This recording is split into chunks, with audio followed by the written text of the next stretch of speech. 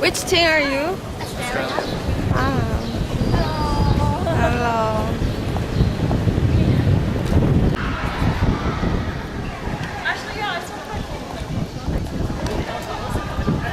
Wait, you said you what there for? From the formal? On my toes. How has it not come off yet? Because I wear closed-in shoes on my toes.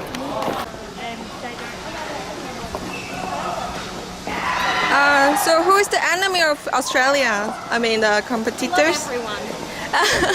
No, stop. We're meant to be friendly and No, loving. it has to be New Zealand. Oh my I'm god, sorry. you guys are so mean. No, this is It's a just tradition. a, yeah, It's it's, a- It's everything. actually just Australia and New Zealand's friendly neighborhood. Yeah. Yeah, I thought. It's a love-hate relationship. Yeah. It's a love-hate relationship and it's beautiful. Exactly the way. What if New Zealand sees this? Shreddy says hi, by the way. Totally. Hi. Australia. Good luck. Thank you. Oh, why are you cute? Anyway, have fun.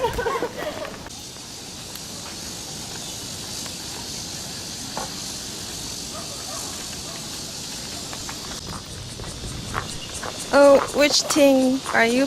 We're Team France. Your friends? And who are others you're going to fight with? You can tell. I'm not going to fight. Australian. Nigeria. Yeah. Great. Good luck.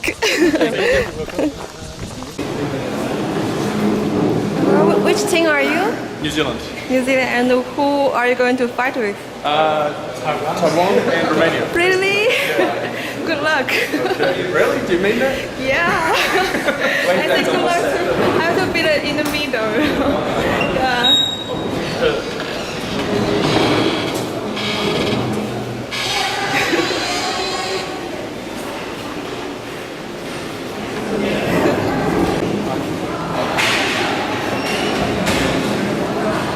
Our room is there.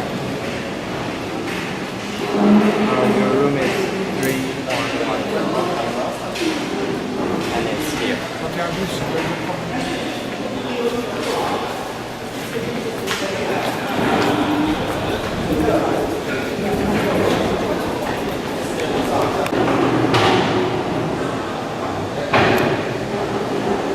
On est Nouvelle-Zélande, très loin.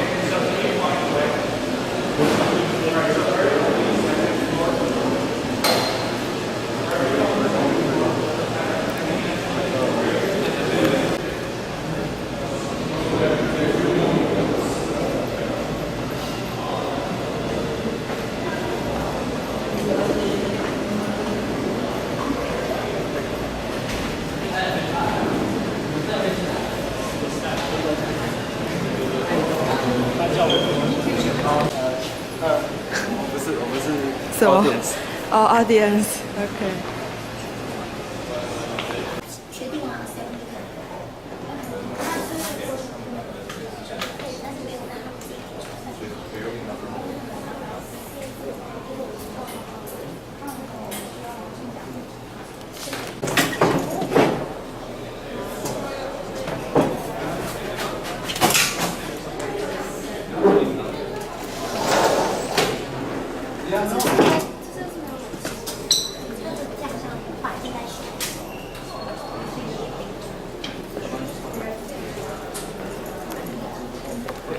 但是一旦它开场了，基本上是都一样。我们没有办法靠进去听他的。听的话，可是我们因为我们应该可以啦，应该可以。要跟确认就好。不是听没有问题，要拍照要录影都 OK。哎，他1个小时出来，我记得他们有休息时间。你中间他们会有休息时间，你就可以出来，你可以不用再进去。那如果你在中间要临时离开的话，尽量不要。那如果真的必须离开，要很小，就是不要干扰到台上东西。比如说它中间有这个 preparation time， 那个时间你们离开就比较不会影响到他。那你可不可以等我一下？我现在真的要急着发出去。某一种套店。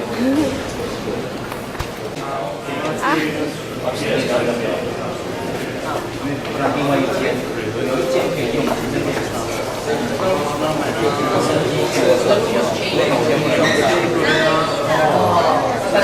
对啊，但是就算是这边或者是还有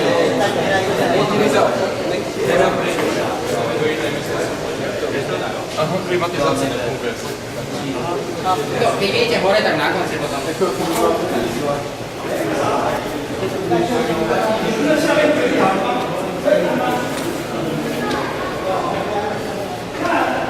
大家看起来就有点。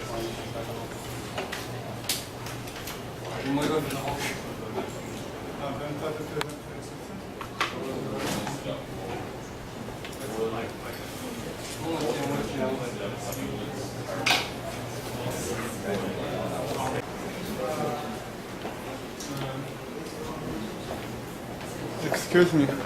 Yes, for the air conditioner is very unfortunately the compressor. There are two compressors that work for these two rooms. One of them is crushed. All right. Yeah. So the second room, because there previously there's no one inside, so they will move to the second floor. Right. But for this one, now we don't know when the air conditioner will come back. We'll see how we manage. Yeah. So. Yeah. Okay. So for now, We'll survive.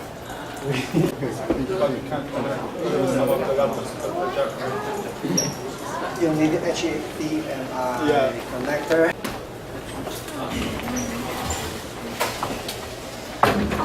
Be careful.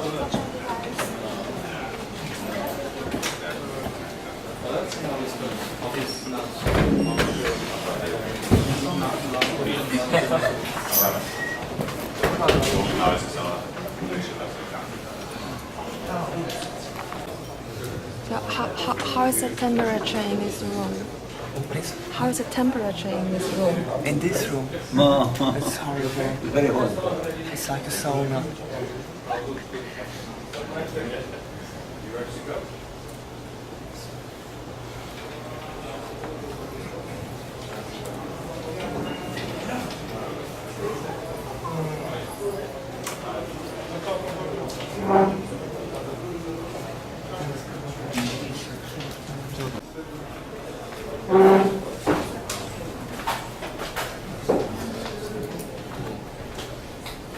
Start?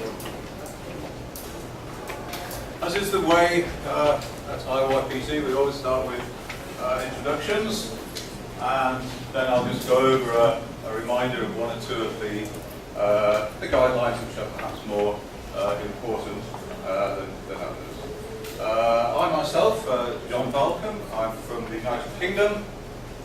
I teach at a large independent school in the West Midlands, part of England, and I've been teaching at that same school now for 27 years, involved in IYPT since 我係見過，還好，不專業，因為我當過人。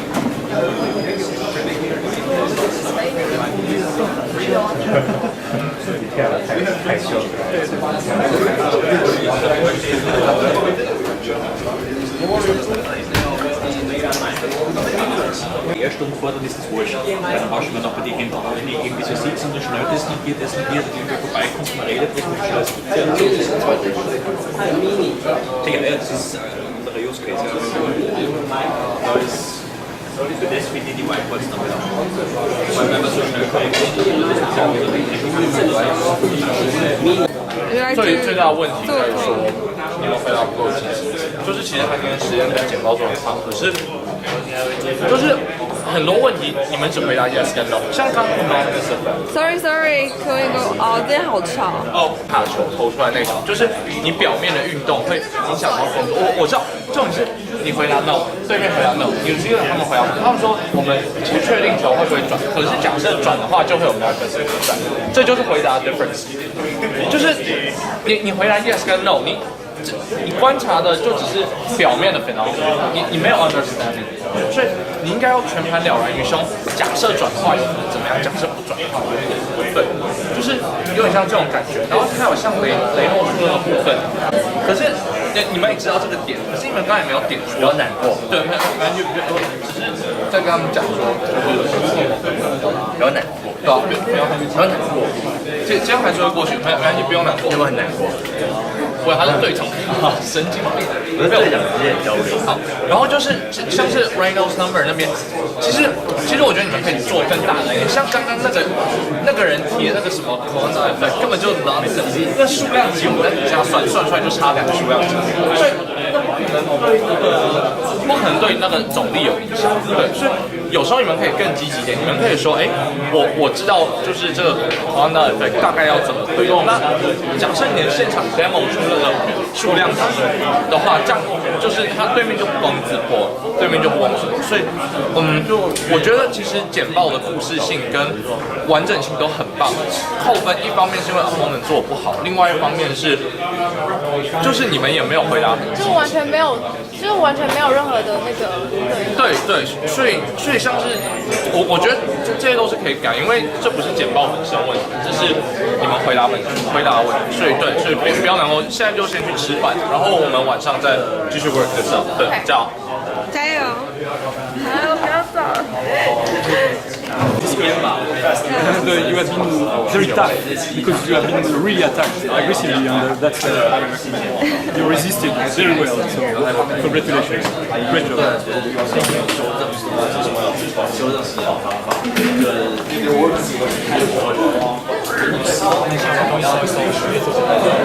没关系啊，反正这一次还有机会过比赛，所以我们也不是说这一边就是就完全这一边完全不想，我们有时候再把OK 啊，而且还有机会打到，是没有机会再抢到，而且你现在应该做的就是把会手放出来，要抢好的要发，OK 啊，你会不会帮助到？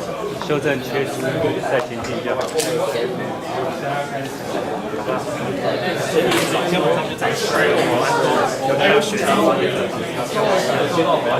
而且其实这场会打得很好，所以就是一个经验，没磨砺的心智。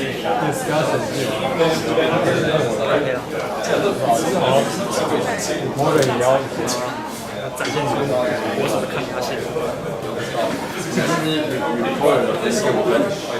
加油！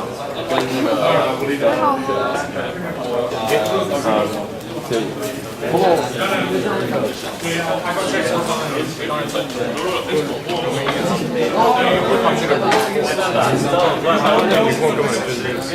没有说什么，就是内容很多，但是大部分他们分数，像我们这里How do you feel like about the?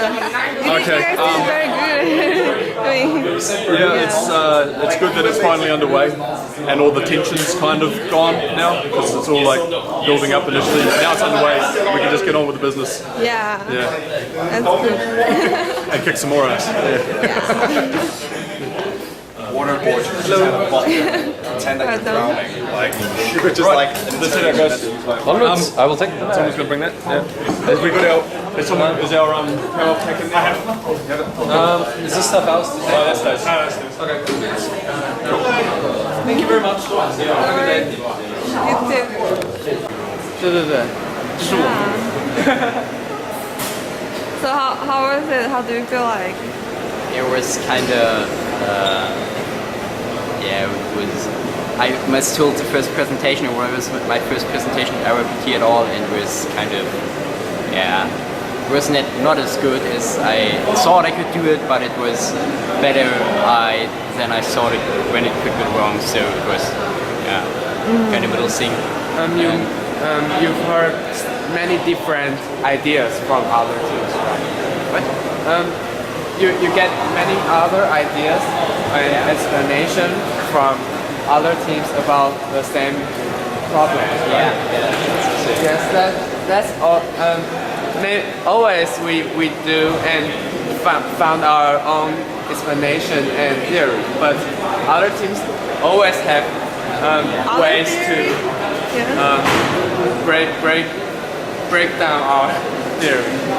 It was like we have 3 teams and 5 theories and 6 solutions. So yeah, it wasn't really clear at all. And the water-wise experiment was kind of confusing because they had this pressure sensor which wasn't working, and most of the calculations were based on pressure, and so it was kind of weird why they calculated that way. You mean the cap and the candle one? Yes, that was a candle. So it was kind of weird, but it it's quite good. I would say because every report was resilient and the other were quite good. Okay. Thank you. 重点是在回到韩国，就很难答。没有，因为他其实讲的很 reasonable，他没有想到把我大一的，我把我的比赛留在卫视。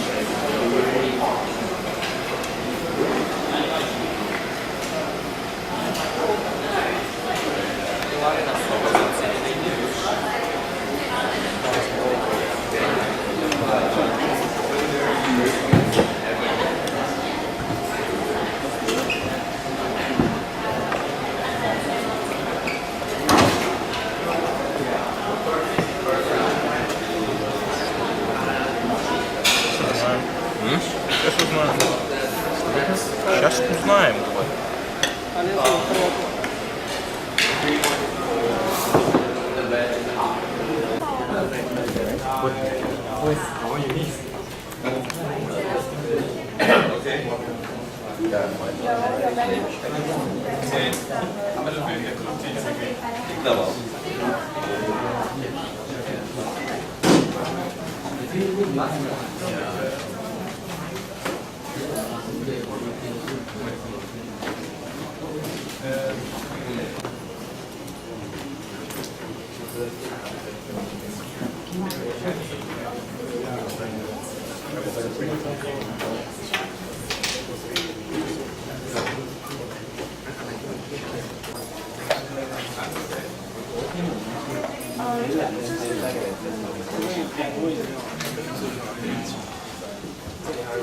没有，不是这种场地的，只要看到这个。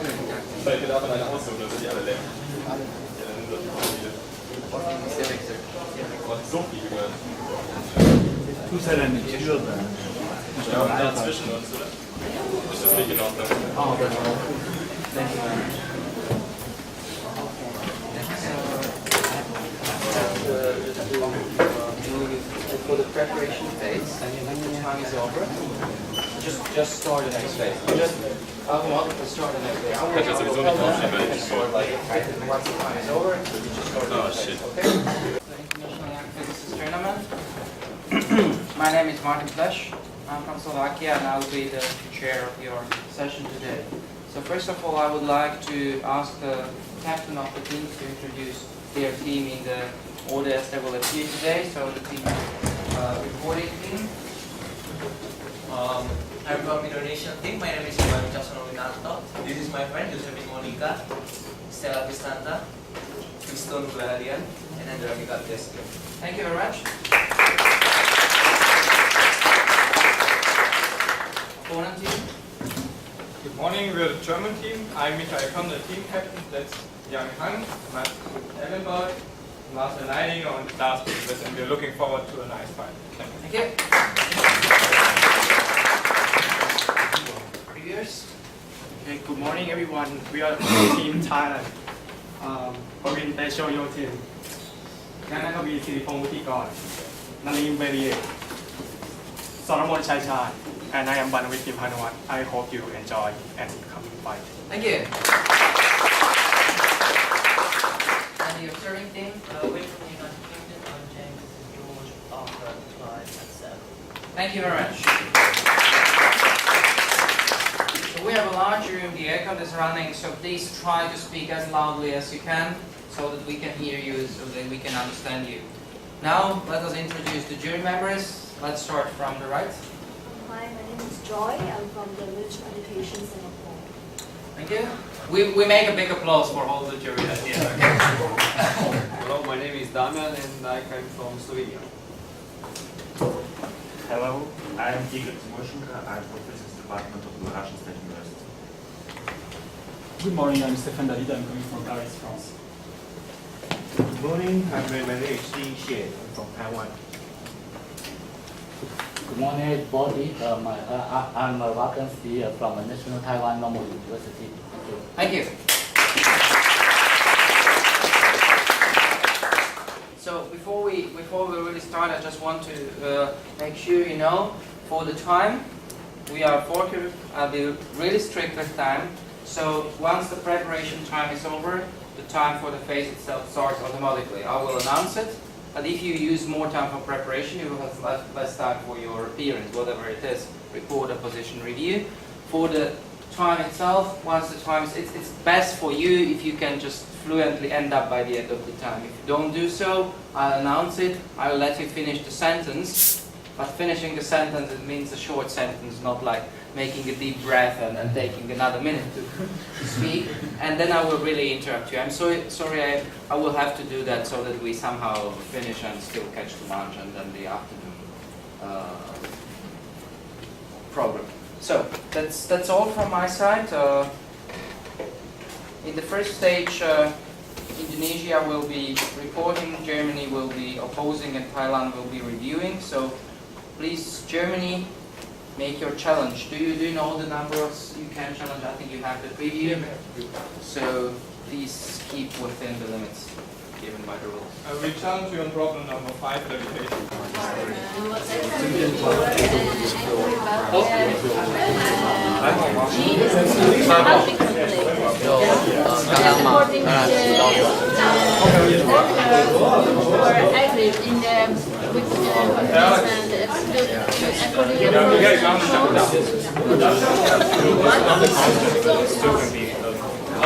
I think it's more about instead being able to calculate. You can investigate it. You can according to the calculate, art. yeah. So it can be a function. So it can be a function, right? The calculation of the g can be another function. So it cannot. How does it change? According to the order of art, you can investigate the order of art in G. Art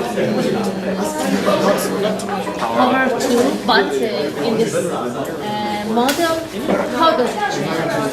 Did you investigate how the order of the art stands? This part actually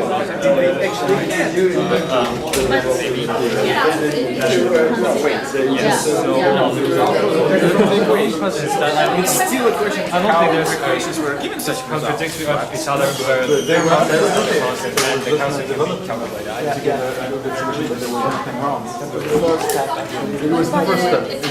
This problem is very complicated and you should I'm sorry.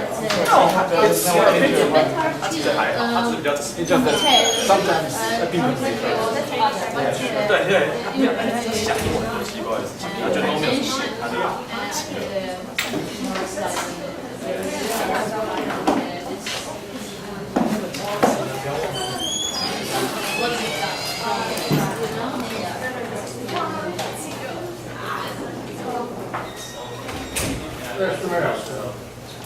You mentioned that the definition of the constant, right?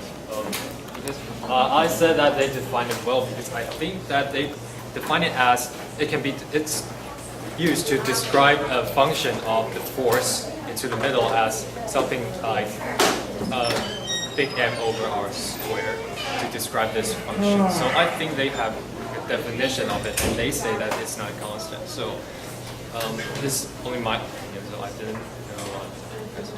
Well, I'm very opinionated about this problem. It is not a trivial problem, and my understanding of this problem is different from yours.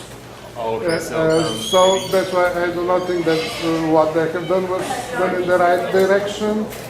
And if I give them low grades for the fact that they have not approached the problem in the right way, I cannot give you higher score because when you praise this aspect of their solutions, you understand? I understand, but I'm just only talking about this, the aspect of this thing that they did. So I don't really understand what is the connection between my conversation and. Well, on the slides, on the positive, on the plus side, on the positive side of the evaluation of their presenter, you have, there was a line, maybe if you switch on, or just praising yes. There's a clear definition. No, clear definition, well, I'm neutral about this situation, but this dependence of the gravitational constant on, actually, can you switch your computer and to point the exact line on your comment, because I'm not able. Yeah, I remember my last lines like the gravitational constant. Yes, something like this, and I acted against this thing. Well, this of course is not the whole story. Australian thing are all girls. No, and the guy. Michael. Oh yeah. How do you feel like they always call he? Oh, I know. It's okay. It's okay, yeah. It's a language barrier. Yeah, but it's cool. All It girls. was a bit funny, but Yeah. it might be the short hair. Really. Do you always girls? I mean, only girls? Usually. Usually, I mean, it depends on the year. Most years, like 90% of the years, there are more guys than girls, but we have each like. But why? Why more girls? It's just because in the Australian rounds, The winner of the Australian competition was a team of all girls because it was an all-girls school. Really? Oh yeah. That's cool.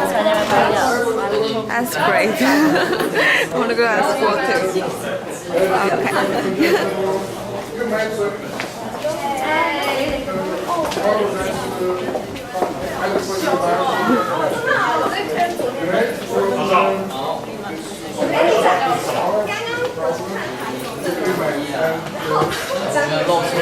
没有那么强，还有 Switzerland， Switzerland 还蛮强的。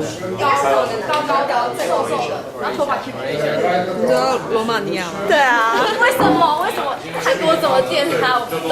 因为那个就是他的字太多。可是他很凶吗？他还是很凶。你知道？我想知道他多凶，就是很没有，就是我不相信他，就是太扯了。对啊，这韩国明明就讲的都非常懂，然后他还是很凶。对。看得超生气。那韩国是这个很，这很是很新颖。那韩国在成功，我们就觉得长得。你说 levitation？ 对，我觉得就被害死了啊！他根本就是想要。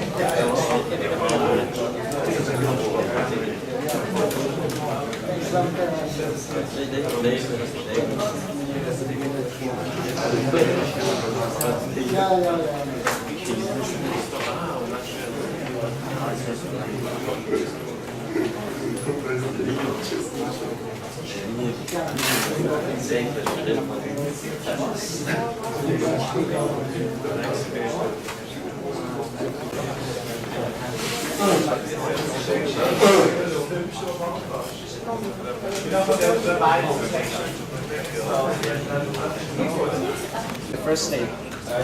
What? Oh, the first day was fine. It was, well, I don't mind. What's up?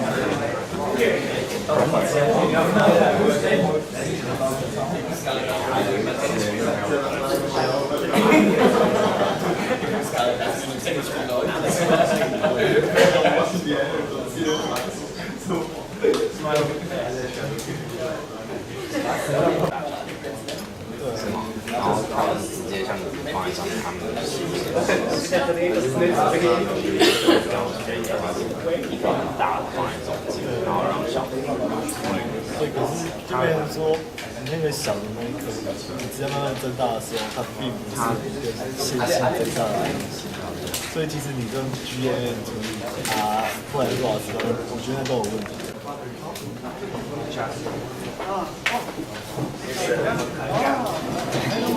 More or less.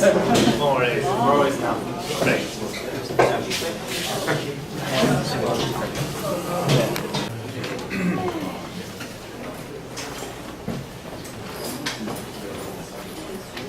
Okay, good morning everybody.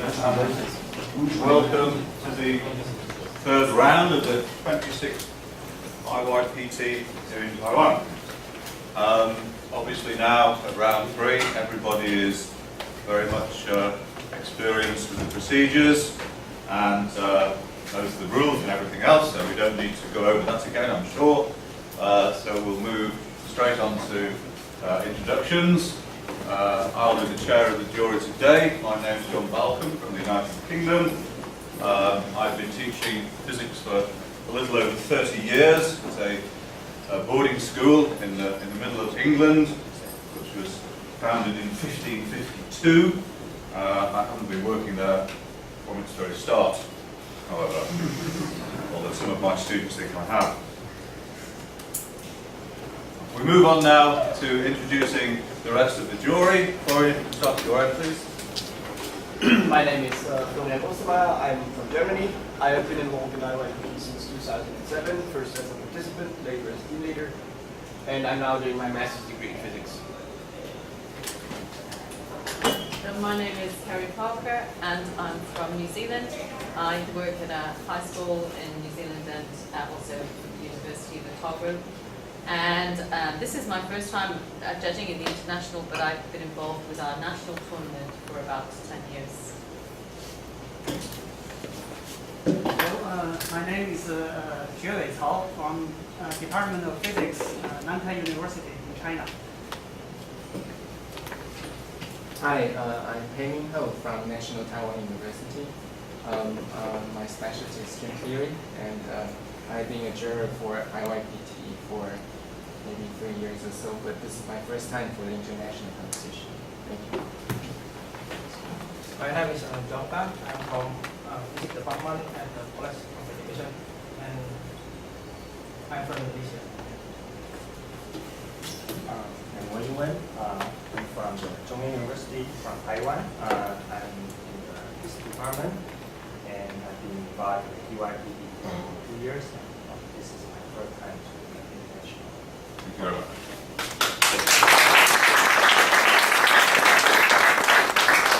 Please, the team captains can introduce their team, starting with Russia.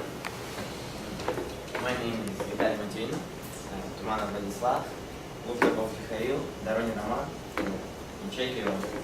Answers. Good morning, my name is Eric Schettenberg. This is Patrick Meister, Laura Guerini, Alex Manso, Florian Koch. I wish you a fair and interesting fun. Czech Republic. Good morning. We are from the Czech Republic. This is Daniel, this is Marcel, Tomáš, Dalibor. I am Mazad, and this is our master.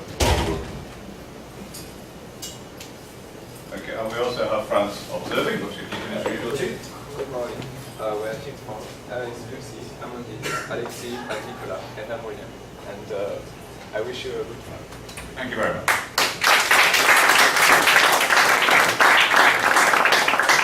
Right, as I said, round 3, obviously everybody knows what's going on, but the number of potential problems decreases every time. Team captains, of course, need to be very aware of the problems available, the challenging, which has been reproduced on the board, and that will get updated as we move through the morning. And I guess now we are ready to start. And so, as Russia are the first team to report and Switzerland are the first opponent, can we please have a minute on the clock for Switzerland to challenge Russia to one of the remaining problems? Team Switzerland would like to challenge Team Russia on problem number 15. Soon, and we can start with the selection of the next task. The reporter is Germany, Poland is challenging them with the task. We challenge you for the problem number 1 in fashion. 1, imagine yourself. 3, check. That's what it says in the centre, but not heard of it changing. Yeah, you could just upload a bit more of those rice packets. Yeah, there's a bunch of left on that. And they brought you one down, that's all. No, can't be doing that. I'll have to bring for everybody. Okay, what is else?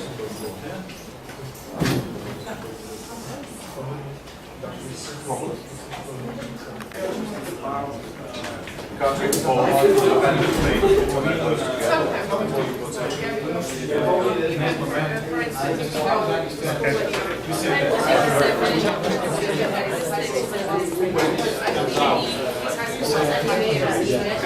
Even something like that. The Curiosity starts from now we have atmospheric pressure inside and atmospheric pressure out. And now we just enlarge. Excuse me.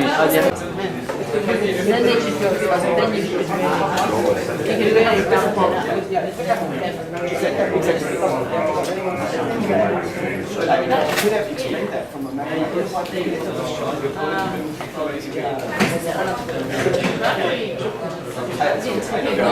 There were a few red herrings going on about the sticks or rings. It really doesn't matter if they're very thin light sticks. They're irrelevant to the problem. That's significant to the ring.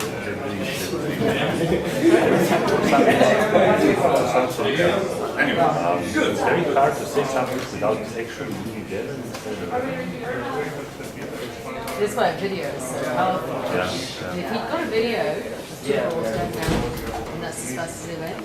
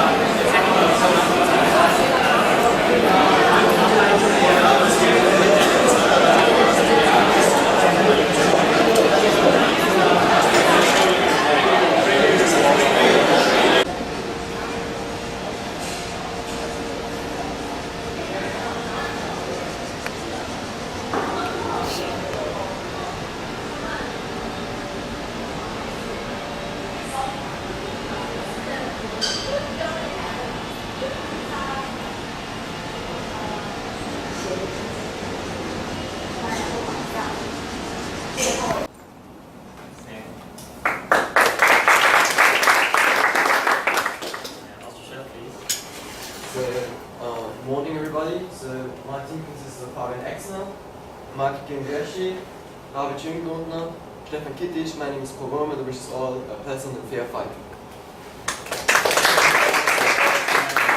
The rule for the IYPT, but I think all of you are very aware. I just want to emphasize.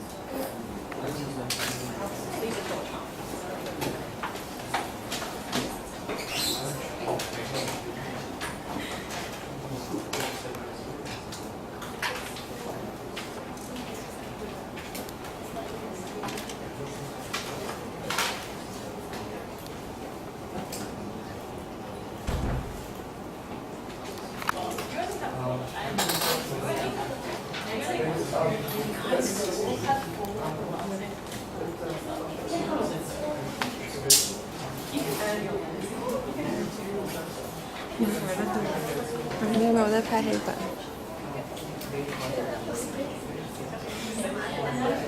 字好可爱。然后这就写黑板写。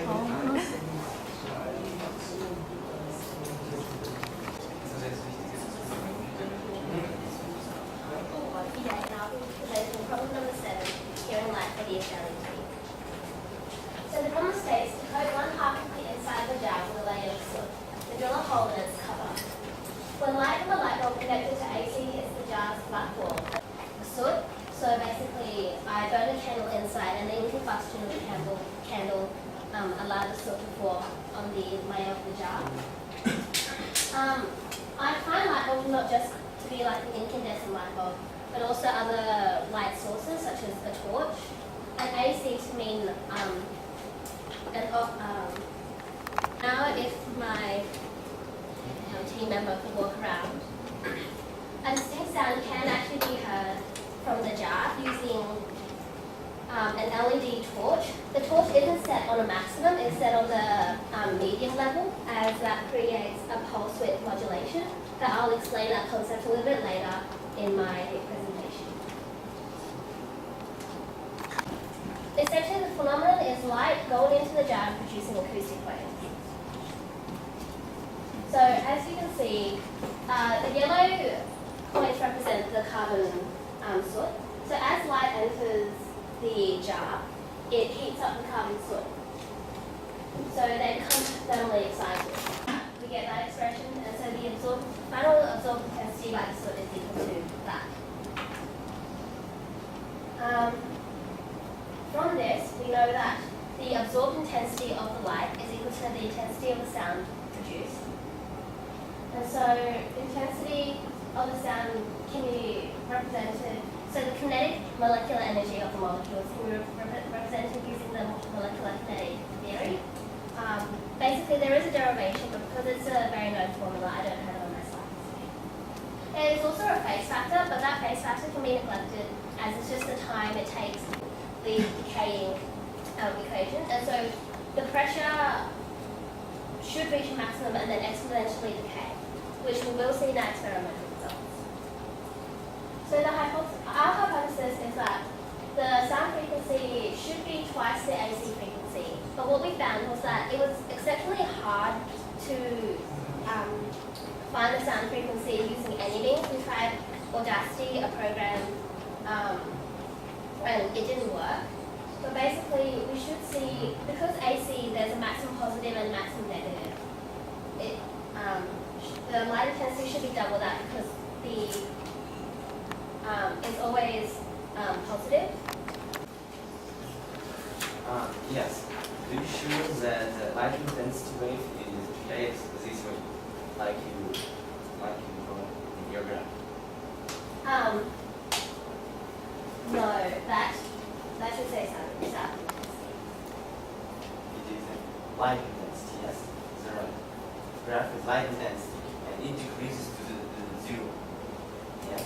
It oscillates from the maximum to the zero. Oh no, that's not a zero. That's just the line, so you can see it doesn't go to a negative. So that's basically the current. The current goes to a maximum and maximum negative. Red waves. Oh, the red wave is to just say there is. So when the horizontal waves reflect back, sometimes they can reflect in other directions, and is not meant to represent. It's meant to represent more waves being reflected back and forth.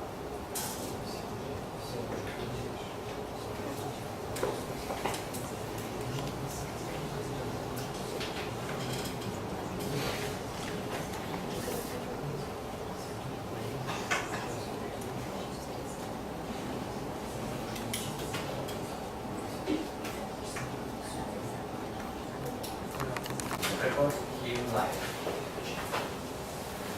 Firstly, I would say about the work.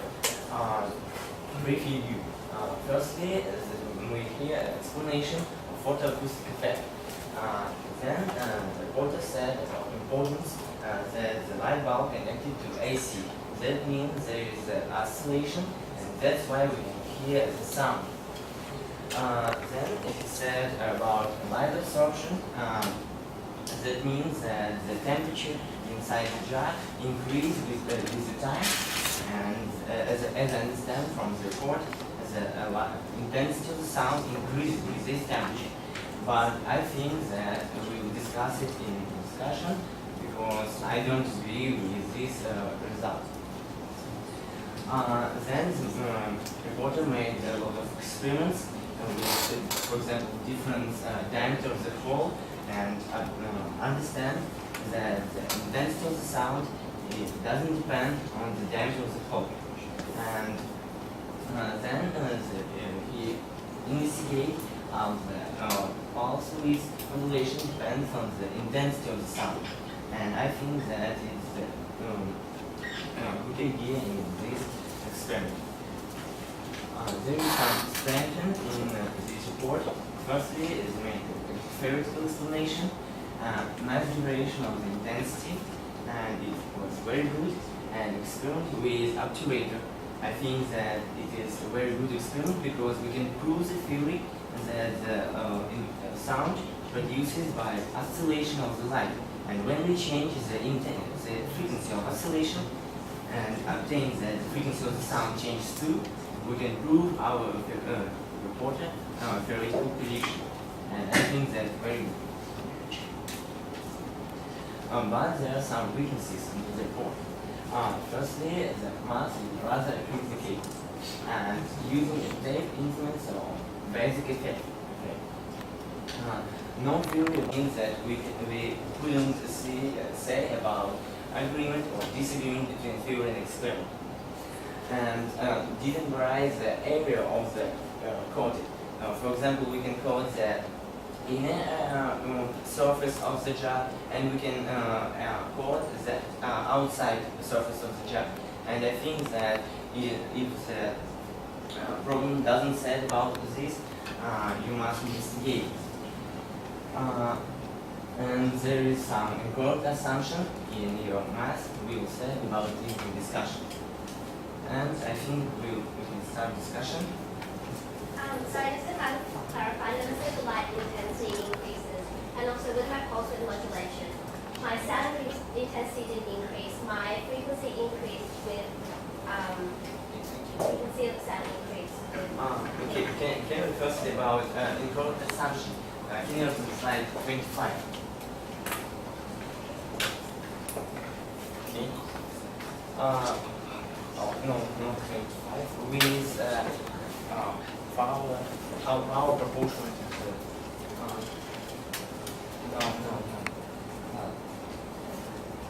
Oh, yes. Here you can see that the power is proportional to the power square. Proportional. No, the power square isn't, it's the intensity. It's the current. Okay. The current. And then we made assumption, and from this assumption we can conclude that the power is again proportional to the sine omega. Okay. But it's not correct. No. With this, its intensity is cos this because not intensity, the current, because current is so basically with an AC current, yes. you see that. Yes. And so you have a maximum positive. I understand that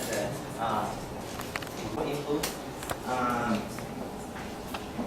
Basically This can be a cause I wave. understand. But from this formula, you can see that the intensity of the sound, the square intensity of the sound, is proportional, not equal to cosine. And then we might assume that light intensity is proportional again to this, but I think it's not correct. No. The light intensity is proportional to that because Yes, but then you It's made not. assumption that you No, that's- square light intensity proportional. and No, then I you never make said the square light intensity. It's the current is proportional to that because, okay, this I represents current because. and this is the light intensity. This is No, this is the power. No, this is current intensity or This is current. current, and this is This is current as well. That I okay. translate down here. Current intensity from this formula square the current intensity. No, we're not is squaring the proportional. current intensity. Here is square of Oh, the yeah, current, that's the and this is square. proportional to the cosine square. Then you made assumption that the current again proportional to the sine. Well, I think it's not right. No. The current is definitely because, okay, in an AC, you can represent AC using a cos wave. And a cos wave, you have to have a cos wave squared because the current is, the cos wave essentially represents the oscillations because there's a difference in the maximum and the negative. Okay, I think that there are a lot of different and interesting questions in this problem. For example, your frequency of the sound is not so high as you present in the live experiment. Can you open a slide with the frequency of sound? It's about 50. The AC is about 50 hertz. You didn't use that. Okay, sorry. Please let me clarify this. you use We used a the computer. torch. You No, LED torch. The torch right there. Because what I found before was that How do you check the frequency? No, the frequency of the torch. That torch is put on maximum. So basically, maximum means that it is always on. So maximum looks like You that. said that the frequency of this torch is like this, but when The I frequency hear is- it's about 200, 300, much more than this frequency. Look, I did it in Australia. In Taiwan, there's different humidities, and so you will see a difference. I'm just trying to say that the phenomenon does work using a light bulb. I said that about influence electromagnetic noise from conductors because frequency of the light is about this about frequency of the oscillation of the voltage, and that's why you can obtain some distortion of your experiment. No, sorry, what are you talking about? Are you talking about my torch? Yes, but how do you check the frequency? How do I change the frequency? Of Because I the have sound, both. of the sound from the jar. How do I change the frequency of the sound Oh, in the jar? yes. Here you can see some electric. Oh, that's Okay. that's my power How source. do you check the frequency? Check the frequency or change? Measure the frequency of the jar inside the sound. You mean theoretical frequency? No. Measure experiment. No. We didn't use a computer in my final results. Well, in my final results, what I did was I had about I had exactly 6 people helping me, and these people all had perfect pictures. And what we did was that we all listened to the sound and compared it to an online keyboard. So we didn't have a piano, we had an online keyboard, and from that we got the frequency. And that frequency can be pretty, basically very precise because. Okay. I think one more question. For example, this is a jar. Okay. This is a hole, and this is a light bulb. Can you draw where the cone, the soup inside, here or here? Inside. Inside. And what's changed is because in the definition of the problem, there's nothing that says about the surface where must we go. For example, But see, in my interpretation, I decided to put the soot inside. yeah, I ask you what's changed if we saw external surface. Well, external surface, so basically what you get is surface refraction. So you have the light coming through. Yes. It will shine inside Yeah. and hit this side, but because the carbon granules are so close, they stick Yeah. so close, they won't be able to oscillate, and so expand and contract. Yeah. Basically, we're not going to hear a sound because of that. But why? We actually again have the heat of the carbon. See, it and doesn't. No, it heats the carbon here on the wall, and because but the the surface. thickness of this carbon is much smaller, and that's why I think that it's no difference to keep the thin thing. No, it's definitely not thin film because basically when you have carbon sticking onto a surface, it sticks very tightly. It can't possibly extend and contract in the way you need, so we need to create, to expand and contract to also, but it won't expand and contract enough to actually allow the air particles beside to No, expand I and don't contract. agree with you because that width of this film is. It's not a film though, because you still have the thickness of the whole paper. Yes, it's very small thickness, and that's why there's no difference how that. No, the jar has a thickness of at least 5 No, millimeters. not jar. I said about the film of the. Yes, the light is going past the one thickness of. I think that in our discussion we understand the assumption in the math, but I don't agree with it. Also, we understand that using computer with the the electromagnetic noise influence on the experiments. Then we understand. I said that there is no difference to suit external or internal, but reporter don't agree with me. Then we understand that increasing of the temperature inside the jar, the intensity of the sun decrease, and I think that is the main mistakes in the report because if they do a good experiment with our computer, I think that we will see decreasing of the intensity of the sun. Thank you.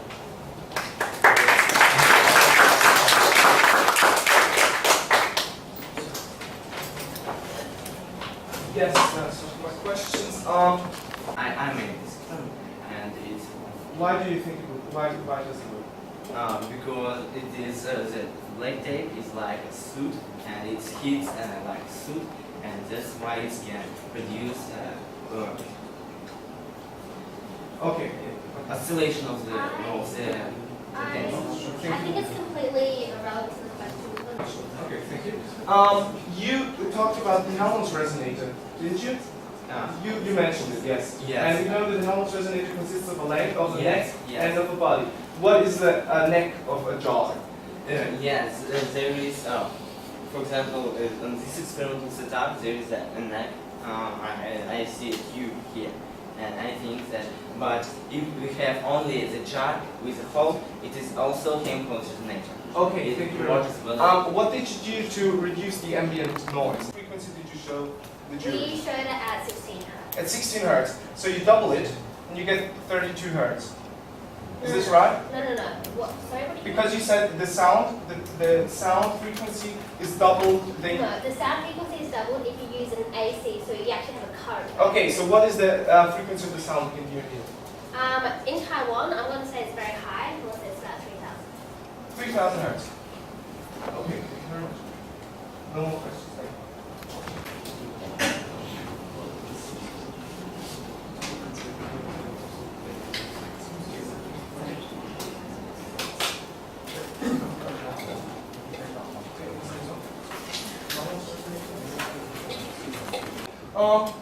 So I'm going to show you the outline of the report. I think we don't have to read out the task again. The outline of the report was very clear. She had a definition and the life experiment, which I appreciated very much. Then she presented a theory with the suit expansion and the air expansion. Then also the experiments with the different hole length, as you can see here, and she changed the frequency with the chop-out column. And then she derived a conclusion from this experiment. As I said, the parameters were the frequency and the hole length. The theory was the suit expansion, and later on she talked about the air expansion, where I don't. Simple models of the circuits harder but in a progressive way, trying to develop at the same time. I do believe that would reduce the deviation in the downpipe. Also, your physics were simple physics, but clear, which I would very much appreciated. And the results were obviously very good results by the end of the presentation, so that made you think it was reliable. However, I do think that sometimes in implementation you didn't really define the parameters. You talk about the G, the R, but without actually clearly stating what it was, which did make it hard to follow on some, just by the time hard to catch up. Also, I do believe you could have studied maybe the thickness more and the material, because that would have decay, and also it is true that such small groups you will have a limited range of study. So as for the opposition, I thought in your debate you had some very good questions on the experimental setup. I mean, is the information constant? How does the proof, when does the proof get out? Does the proof like a spring? Not spring. So those are actually some good questions when we're confronting a theoretical model. First, I would like to thank the opposition and also the review given by two teams. Thank you so much.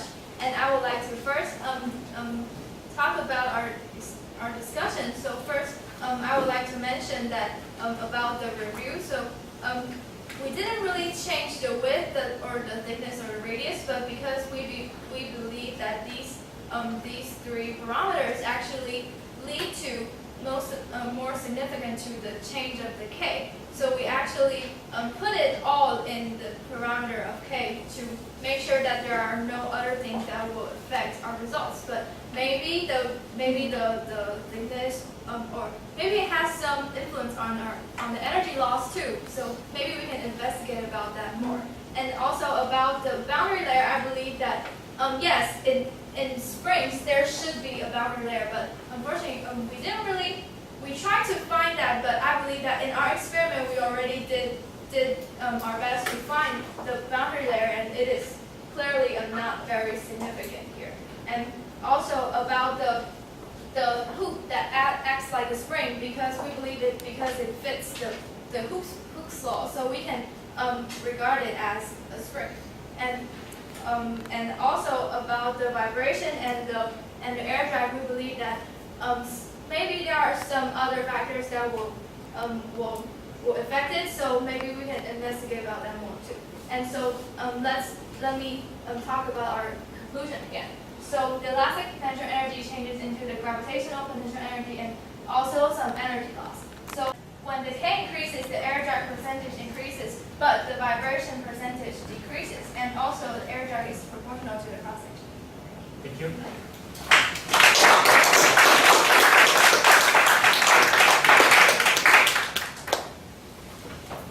So, yes. To the reporter. The residual deformation of material is important to study this problem.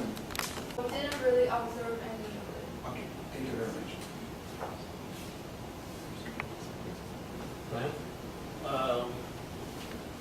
How did the vibration energy affect the loss? Because you said, how did the vibration energy affect the energy loss? You are talking about the energy of the vibrator. How did it affect the energy loss? How do I investigate it? Yes. So in our report we said look that. at the conclusion. Go back to your conclusion. The conclusion says that the energy loss is affected by the energy vibrations of the wire. And the glass. How does? This one? How does the energy loss, that the aspect of the energy of the vibration affects the energy loss? From your experiments. We actually used a rod, yes, and it is wood, I think. Do you think it absorbs any energy? I believe yes, but we didn't really observe a lot of that energy loss in R because we believe if there is a lot of energy resorbed by the floor, then the initial velocity will change a lot. The initial. How did you manage to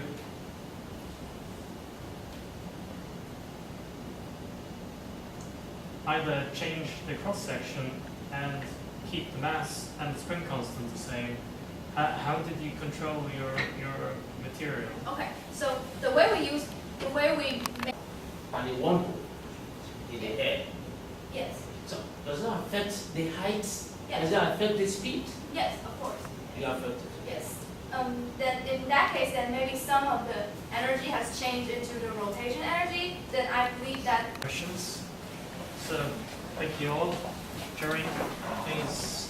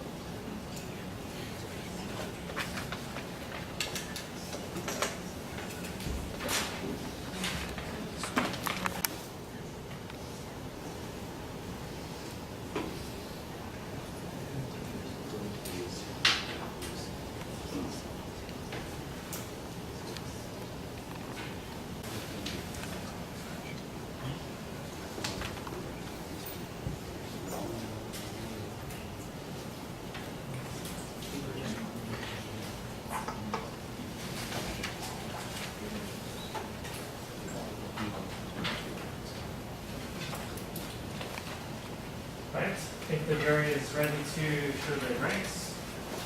For the reporter,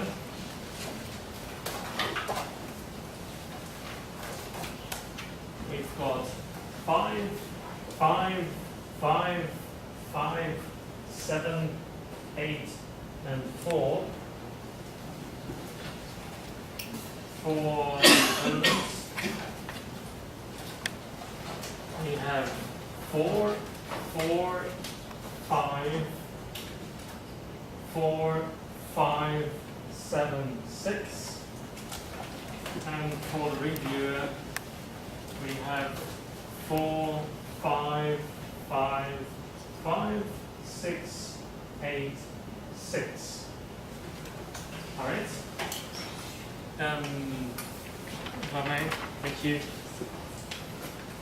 So for the reporter, we have a high mark of 8. Yeah, for me? Yes.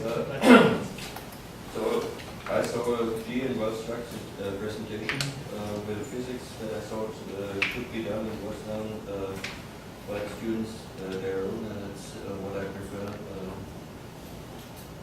That's that seeing instead of seeing physics that would be done by professors. Well, that's the best. OK。你是本人都3对。啊？不是，我是新加坡，但是我放过他们。他们一定会赢的，不用就不用我管。这样哎。那他们一定会赢，跟你有没有在那一边帮忙比较好？他们那边有人帮忙。Yeah, I remember.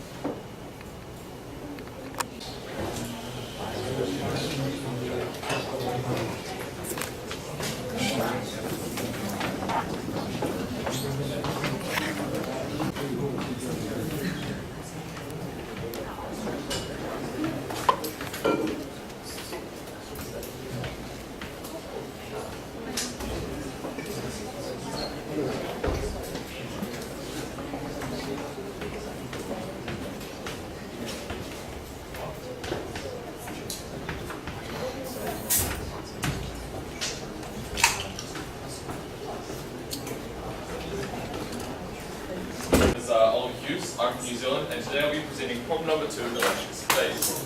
problem states the dynamics and apparent interactions of massive balls rolling on a stretched horizontal membrane are often used to illustrate gravitation.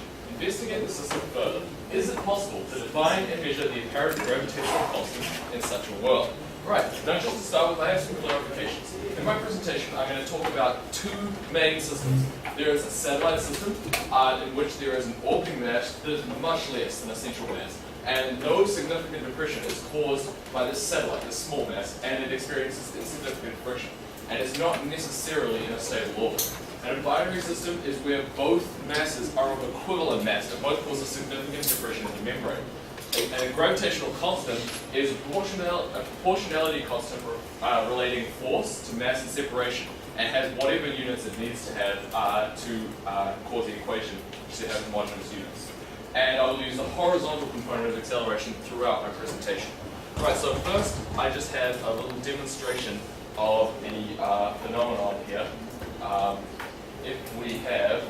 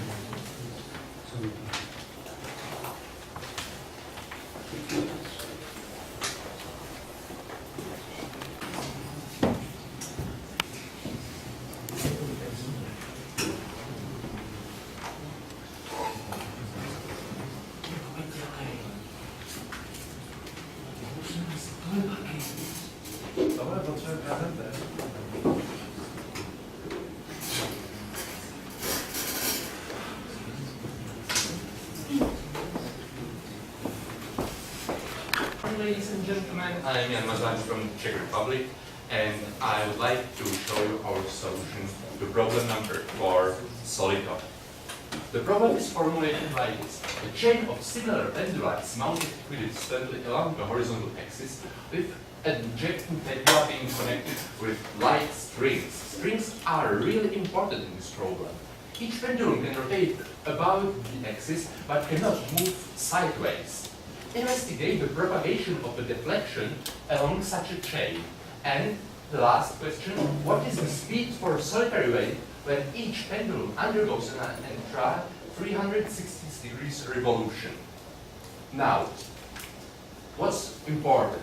Chain of similar pendula.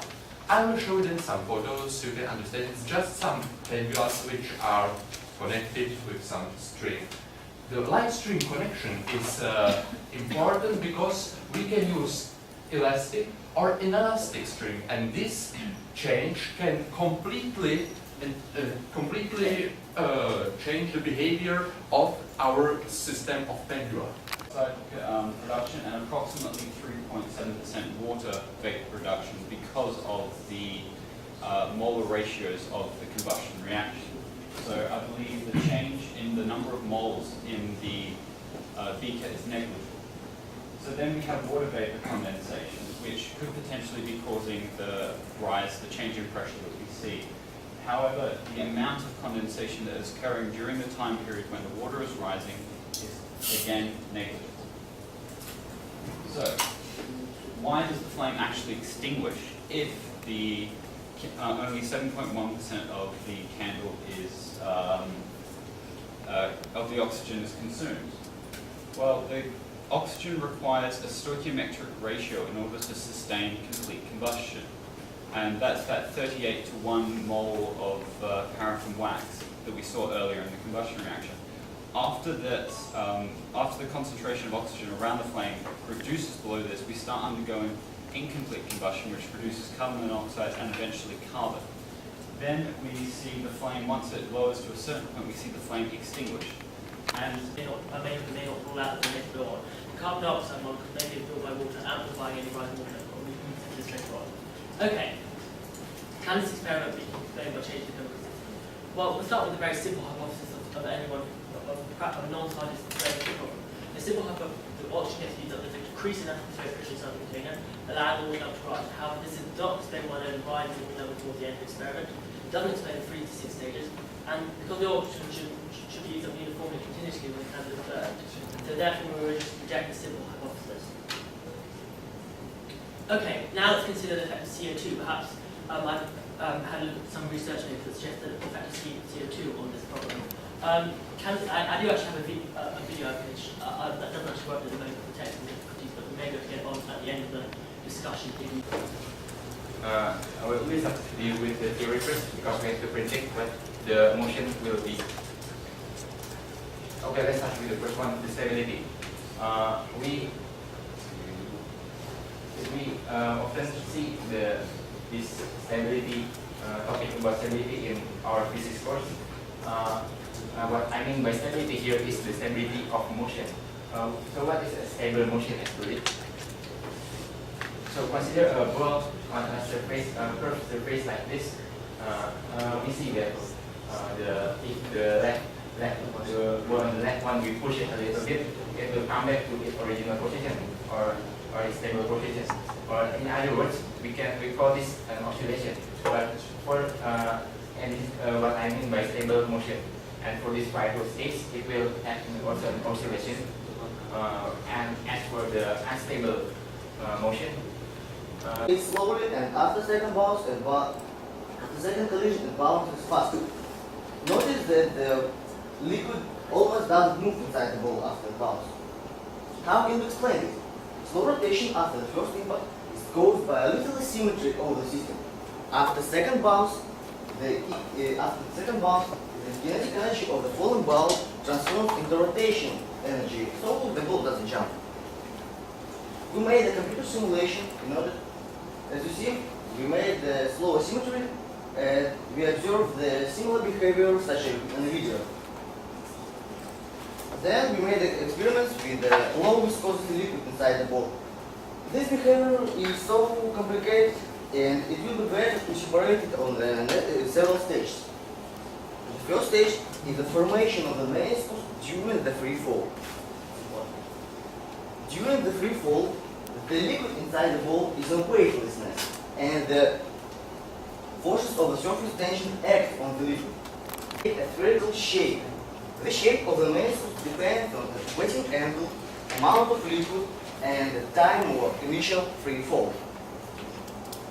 It is hard to observe this meniscus in the ball, but we can observe it in a jar. As you see, during the free fall, the meniscus is created and the exhaust jet appears. Okay, the next stage is the liquid motion after first bounce. The second type of the bounce of the behavior is the circular jet when the radial, the liquid ring appears and moves from periphery to center and up. And the third type is the creating of a cavity after the first bounce, which is in fact the periphery jet. In this case, the water level, the edge moves. So you are in this part of the gravitational constant. But the actual constants are these two numbers. And your gravitational constant is related to r. But in the real world that we are living in, the gravitational force is this number. That this number is 6.4 multiplied. So you wonder why I use the inverse. In the real world, the gravitational constant is a completely constant number. It doesn't depend on the this distance between two masses. So but in your world, what's the difference to that? Are you proposing that if I use an inverse square proportionality, G would be constant for if I had? Is the number constant or not? I don't think I can just begin using this equation because this is this is just an example. This was just an example. But this is the equation I derived. Yes. Yes. So it applies for my simplification. So this is the best equation that I have, the most relevant equation that I can use to determine the force. But the problem wants us to define a constant G, a gravitational constant. And by your theory, is it possible to define a gravitational constant or not? It is possible to define a gravitational constant for a fixed for a fixed depression in the membrane. However, I understand that there is some flaw in my theory for if we have a compound deformation, and if we have two masses creating significant depressions. However, I feel that it is better to include in my presentation my limited understanding of this much more complex phenomenon than have none at all, because I feel it is a very important and relevant part of the phenomenon. You're saying that if this surface equation is constant, then the G would be constant. If we can predict the equation of the surface and have the correct equation here, but then here of you course, can't predict the surface equation. not for a compound curve. Not for if. Thank you. Not for if we have two massive balls. Two massive balls. Not for like this. We can predict it like this, but the not problem for this says situation. two massive balls. And I think the main point is gravitational constant. Not for this situation. However, we can for this situation. Okay, I will move on to the next question. What's your orbitals type? The types, arbitrary types. Actually, if you release the ball in this direction, it will go round and come to the center. What are those orbits? In the real world, for example, the Earth goes in an elliptical This is because we have this inverse square proportion. Just an example. In your equation, how was the? If we have some limitations, and then if we have this interesting the axis of the orbit changes as it goes around. Why it happens like this? This is because of the inverse this inverse proportionality. But we also have an interesting effect. If we have we have our membrane here, we have a ball rolling on the space here, contact point here, center of mass here. We have a gravitational torque. So if we have right-hand rule, we have angular, it is rolling into the page, into the whiteboard. We have an angular momentum here, and we have a gravitational torque acting this way, which is a change in angular momentum.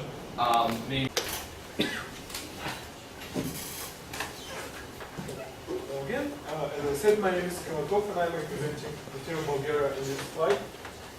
And this is my opposition from number 4, Soliton. So first, let me remind the problem.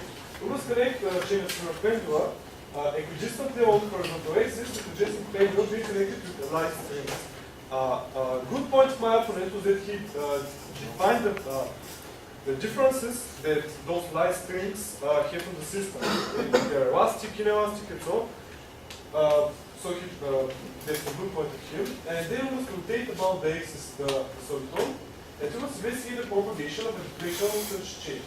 We must find the speed of a solitary wave. This was mentioned, but in my opinion, not. It could be evaluated like further. So we really needed the definition of soliton. Then he saw the difference between elastic and elastic connection of the strings and whether there is a soliton in each kind of connection. It was a good point. However, I believe that he could make more investigations to that because there are different kinds of elasticity, and he could elaborate on that furthermore. Here, the answer to that question: why does that machine of connected chains create a soliton? What makes it make a soliton? The distance between them that is never negligible. Then we're going to see the physical meanings behind kinematics of different parameters, and finally. Or maybe in the beginning, we're going to use the experimental data and setup that actually not mentioned so much in the presentation. So now I want to have a discussion with you. Okay. First. So maybe let's just begin with those videos you said in the interaction, because we didn't see it actually in the presentation, but just briefly so we can actually discuss them later. Okay. So. Prepared. Would you like to see inelastic or elastic string? The elastic string, I believe, is the more interesting case. Okay. I just want to ask, how did you measure actually the speed of the solitary wave experimentally from that? When you have such great friction, it changes the speed. The friction actually changes the non-destructibility of the soliton, and it changes the wave. I mean, it changes its length because it's very Like in this diamond, the speed was approximately constant. So in these first parts, we measured it, and we measured it as that we made some videos, and then we analyzed this. For example, that when three of these. Like, should it be like tens of degrees Celsius or hundreds? Like the distribution of temperature? Yeah, well, the average, the thing that you actually need in order to calculate the change in height. I wouldn't expect a huge increase in the average temperature because almost all the energy from the laminar flow from the candle actually hits the top of the beaker and is lost, which is why we see again the turbulence has started going in convection. Okay. Yeah, thank you. When you use these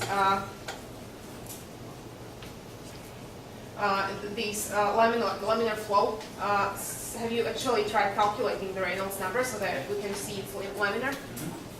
Okay, what is the value? And what parameters did you use in the calculation? So I measured the rate of the rise of the laminar flow, and I did this by looking at the rise once the flame has extinguished, and you can get then an average velocity for this. And I used this velocity to obtain the Reynolds number, which is. Can you please be more precise in explaining why it's linear? Okay, so we see the decrease in the temperature of the candle itself, which is caused by incomplete combustion, of course.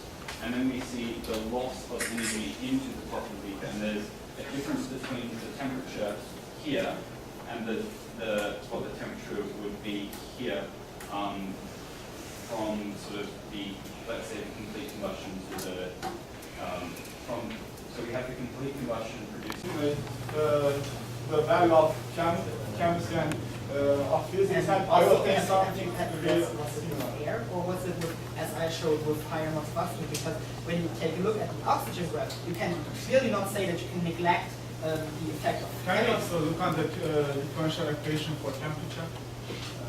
Which differential?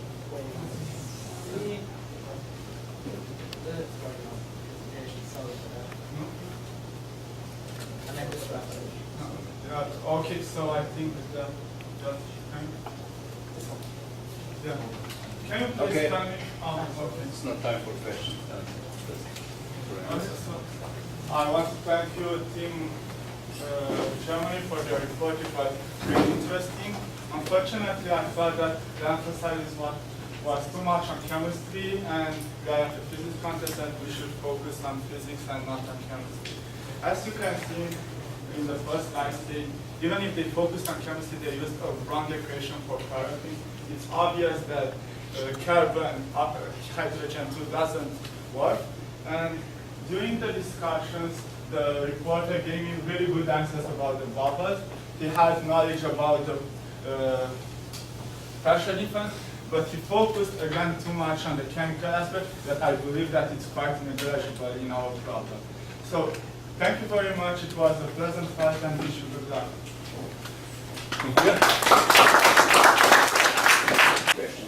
Thank you for very interesting report and discussion. So to the report right now, I can show it to you what I have. If you want to, thank you. So did you ever investigate the actual dynamic system, where you actually put a meter on the yes, with our preliminary experiment we did that. But since it's very hard to predict these contractions and stuff, we focus on a closed system where we can really separate those two effects, because I think the key question is to explain which of these two. Okay, thank you very much. Do you agree that this is Actually, I think that the problem in the point we should focus on an open system, because they say to cover the candle, and we also discussed in the discussion part and introduced the dynamics part when we spoke about bubbles.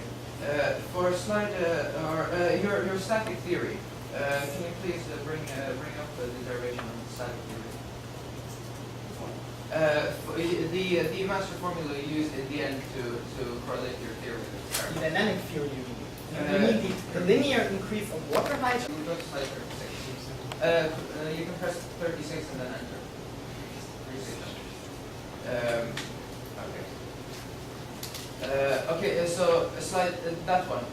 So did you solved it analytically, and then we had the temperature, which is the most influenced parameter as your parameter alpha? Where does it come from? It's literature.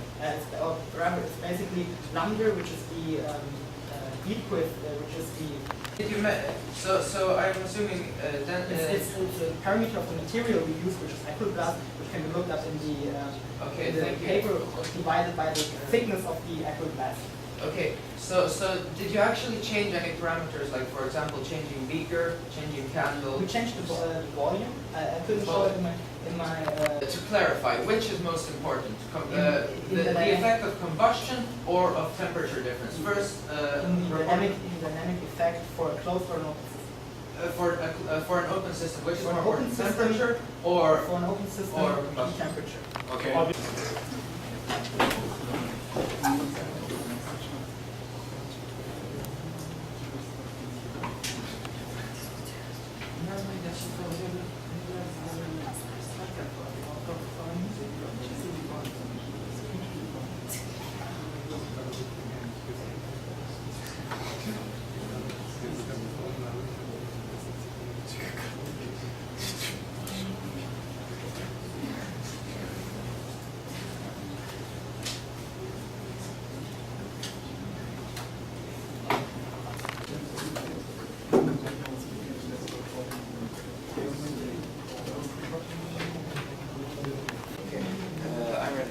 Ready? Okay. Hello everyone, my name is Damir Vash-Knežević. I'm working in Sweden. I will be reviewing problem number 10, water rise. So the problem formulation states to fill up a saucer, and we believe that the saucer part of the formulation is very important. Also that it's then covered after lighting further phenomenon. So what we interpret from this is the transition between the open and the closed system is the most important part of the problem formulation. So major points of the report were that he has two explanations for the phenomenon, the chemical explanation and the temperature variation explanation, which in the discussion was clarified about a pressure difference from expansion of the air and then closing the system, which should have been investigated. So he had experiments for the temperature and the combustion of the candle. And no, the liquid will not stay in the same shape, obviously. It will try to move out because it will try to minimize the static pressure. Okay. I have a question for the reporter again. Do you think that you could draw any conclusions from the different types of jet forming in your different experiments with viscosity? Because I didn't see any conclusions. Do you think you could make a conclusion on that now? About the viscosity, I think that very high viscosity influence on the ball behavior, because with high viscosity behavior, the ball almost doesn't move after the first bounce. But with so low viscosity, for example, 100 or so, in this value, it almost doesn't move. I mean, in the shape. Experimentally, it made the asymmetry negligible, so you didn't get the rotation. Because I believe that this problem could have been better analyzed without the rotation. So do you think you could have made? Do you mean about my assumption and create some shape was created? Do you think the shape would create if there were no rotation either horizontally or Yeah, vertically? the shape will be similar if we rotate the ball. Also, why do you think that there is a movement of the water before the first bounce? Distance. You did comparison. We only measured the tension at one distance. Thank you. Now the short break.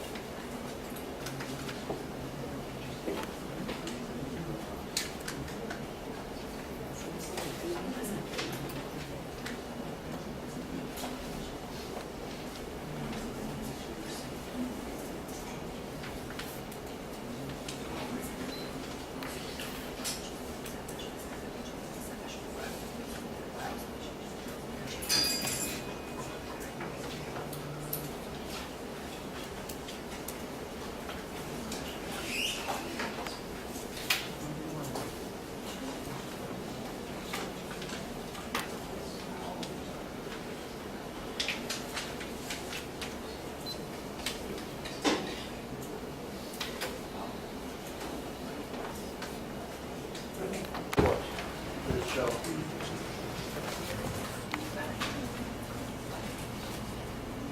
5, 5, 7, 7, 5, 5, 6. Well, I think it's rather homogeneous. If anybody wants to say. Just a short comment to the report. What I appreciate very much was your honesty. Whenever there was a question you could not answer, you told so and didn't pretend something that you just made up. So I really like that. Thank you. The next, please, comments.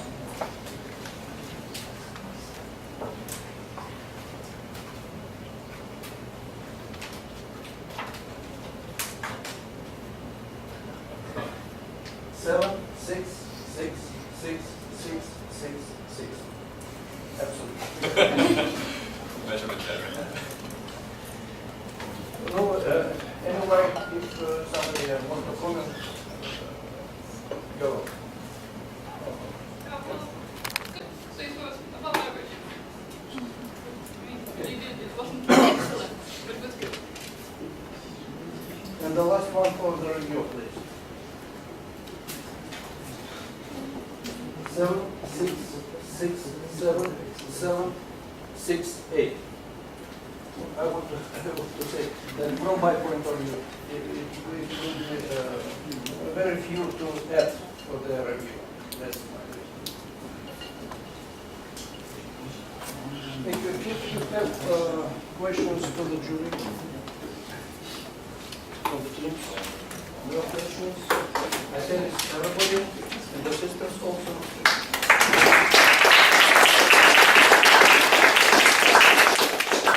Please try to come 10 minutes to 11. Not to waste time.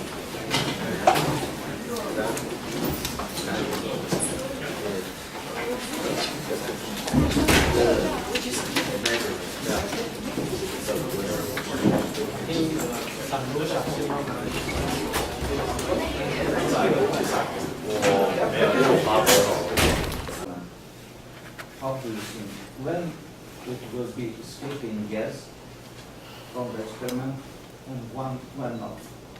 Sometimes you see there are bubbles of gas out, sometimes not. Well, the candle is burning pretty fast, so if it's burning fast, then actually the temperature, the heat will increase because the losses will be smaller than what the candle brings in, and therefore the volume of air will increase, and then the bubbles will come out. That means for you, you say that bubbles are appearing always. Not always, because if you have a large enough That beaker. was my question. When there's little water in there, so that when the volume rises, and then the candle when it's like. Okay, you can light all these 3 candles and cover with the same beaker. Which of them is distinguished first? The highest candle here. I believe it is the highest candle also. I agree. Okay, we have one question here. For the water tender fade away. Okay, so this is for one experiment. I'm just showing it as an example, and the uncertainty is in the measurement device, and the dissolving of carbon dioxide would not, I believe, have an effect because it takes over a much longer period of time. Okay, good. Thank you. And now we can proceed to the grading.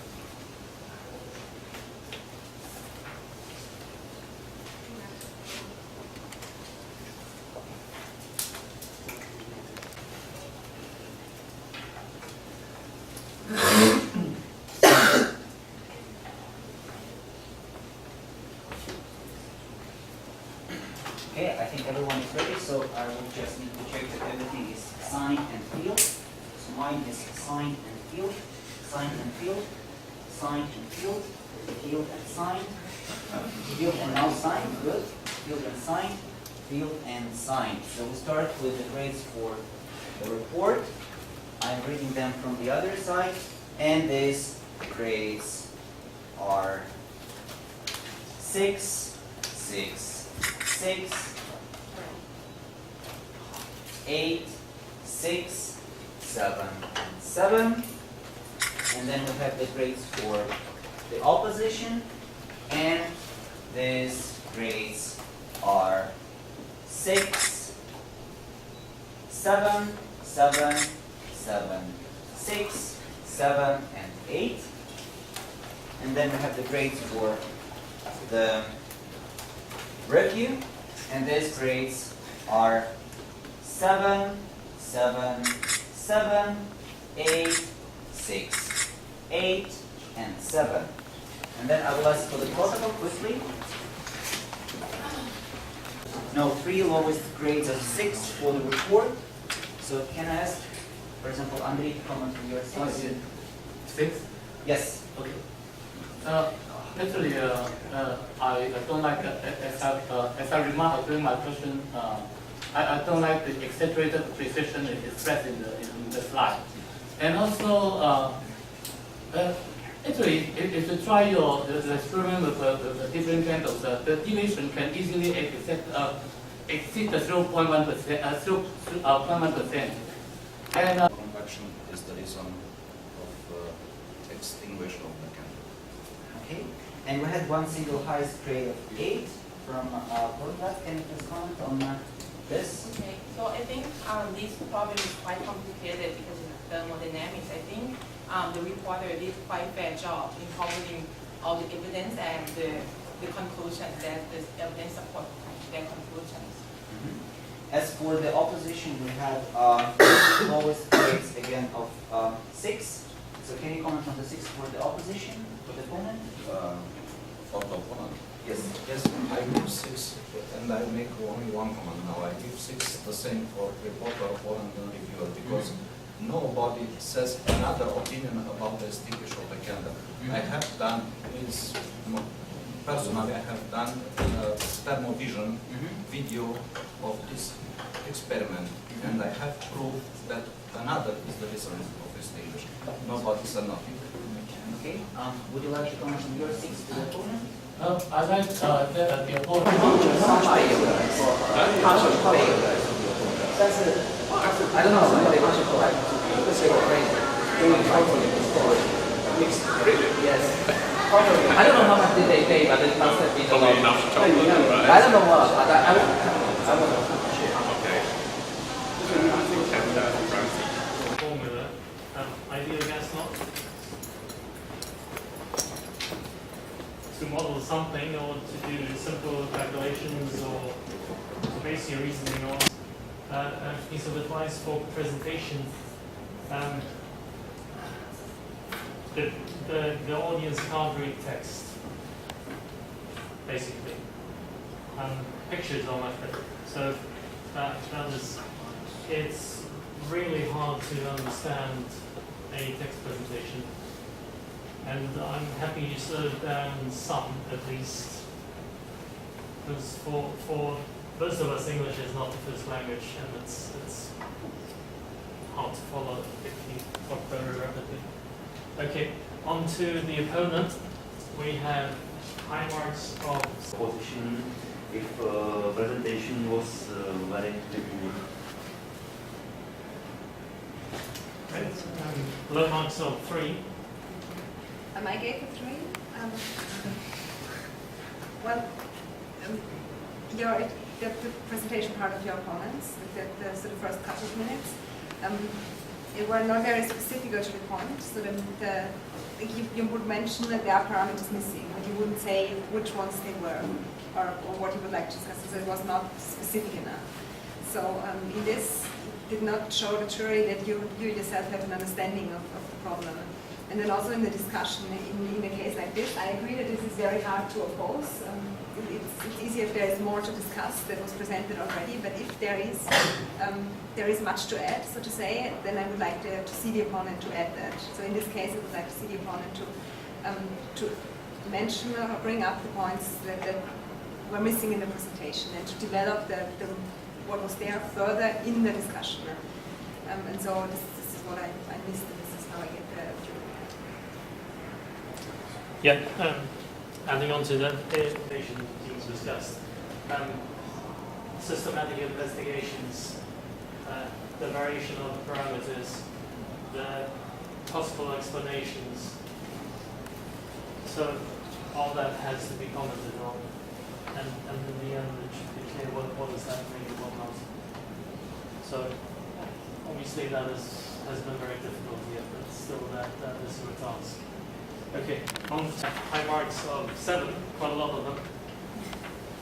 Any comments? Good review, points.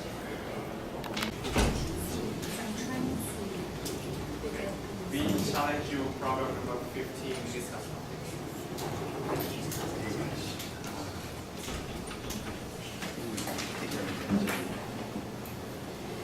We reject.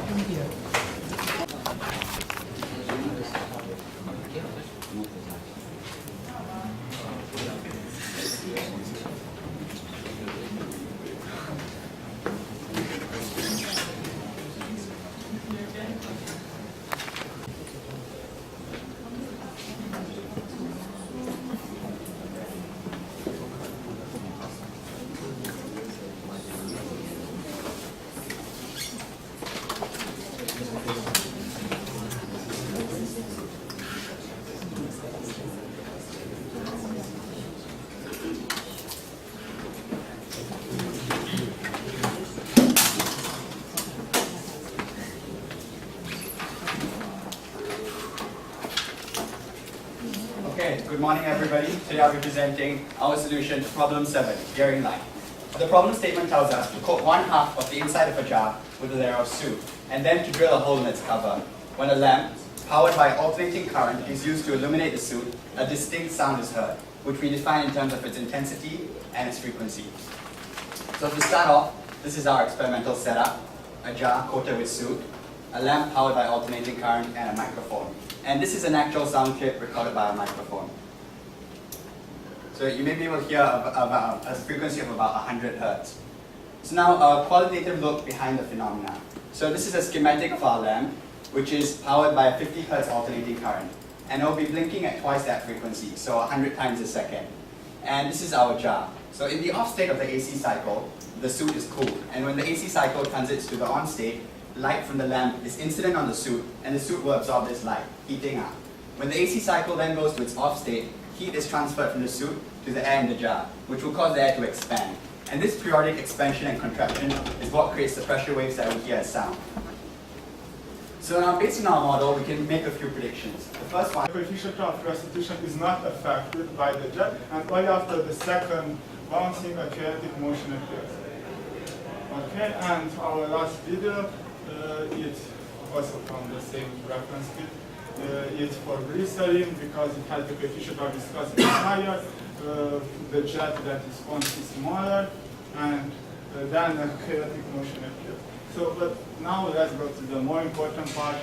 We had to vary the parameters, and we vary the height of insertion, the volume of liquid inside, the nature of fluid, and the initial phase. So you can see the can you please listen? Okay. You can see that the coefficient of restitution is decreasing with the height. Actually, this graph is made for an anti-Y because that's the baseline for comparison. And I wonder why the coefficient of restitution is decreasing with the height. And I think that the correct. 但是原来他这边扫地，然后我们这边聊天，这样会。对，知道，你们知道，因为我感觉到我业内那么难清晰。另外有2张是跟，这是我们3114 ，OK， 好，谢谢您好。反正我们就放在你那个3114，对不对 ？OK 啊，谢谢你，好，拜拜。全部都放3114。另外2张。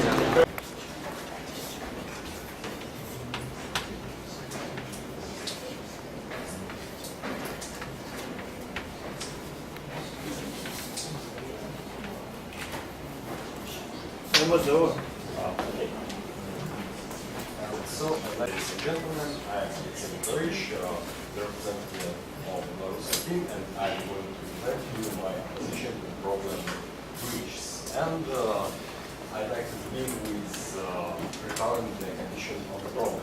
And it is more difficult to run a paper sheet if it's only the accordion style or presentation. Using a single A4 sheet and a small background of blue, it requires us to reach the depth of 2 or 18 millimeters. Introduce parameters to describe the range of your breach and optimize some of all of them. So I like to discuss some meetings I like to make construction that was made by the reporter. And during the explanation, he's estimated theoretically the maximum mass which can his breaches can hold. I think it's very strong point here, but he not explained why breach can hold bigger mass than regular sheet of paper qualitatively. And also the reporter not explain how and why breach strikes consequently. But he made a very good experimental investigation and found only orders to describe this range. He theoretically found the dependencies for relevant parameters of the breach.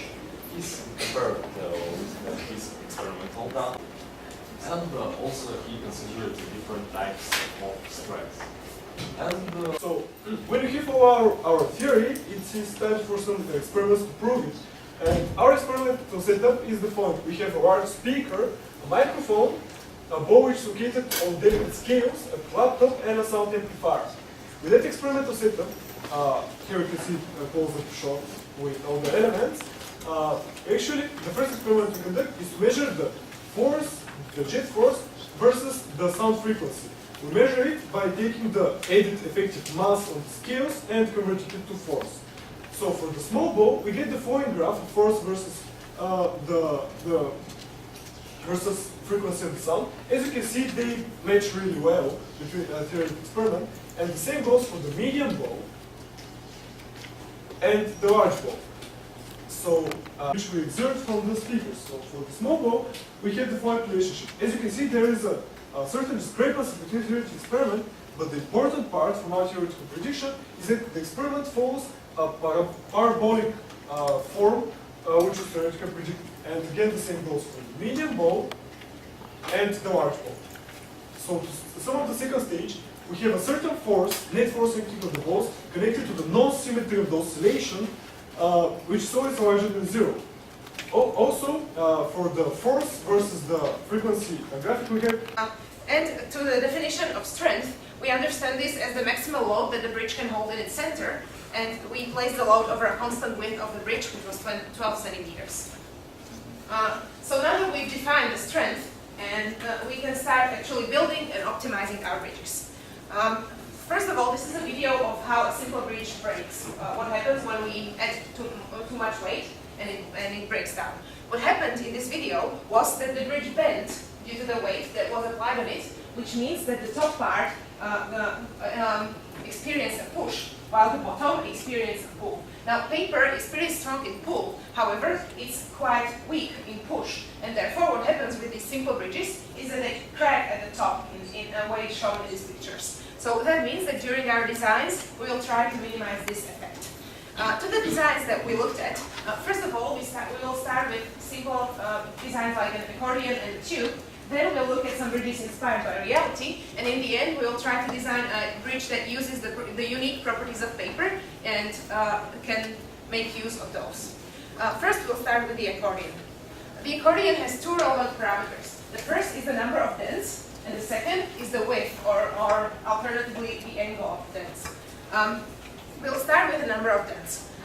Here, viscosity, and we concluded that the number of rebound was the highest when acting focus were used, and the lowest were exactly helpful.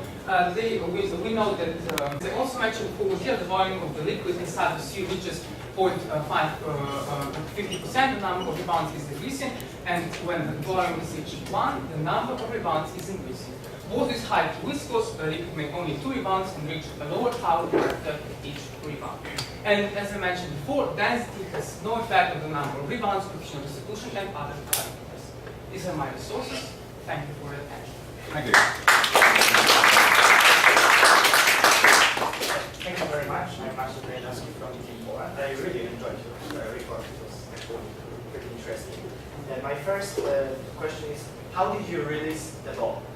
We released the ball from our hand, but there was also a problem sometimes because the ball started to rotate. And we want to avoid this, so we, as I mentioned before, analyze this movement of the dot was too big. We negate this results, and then we use 10 results when this dot was. So you didn't change your experimental setup to avoid rotation. You just neglected the. Yeah, we try different methods like putting ball on thread, and then burn the thread. Okay, but your results are without rotation. Yes, without rotation. Because what do you think the rotation changes?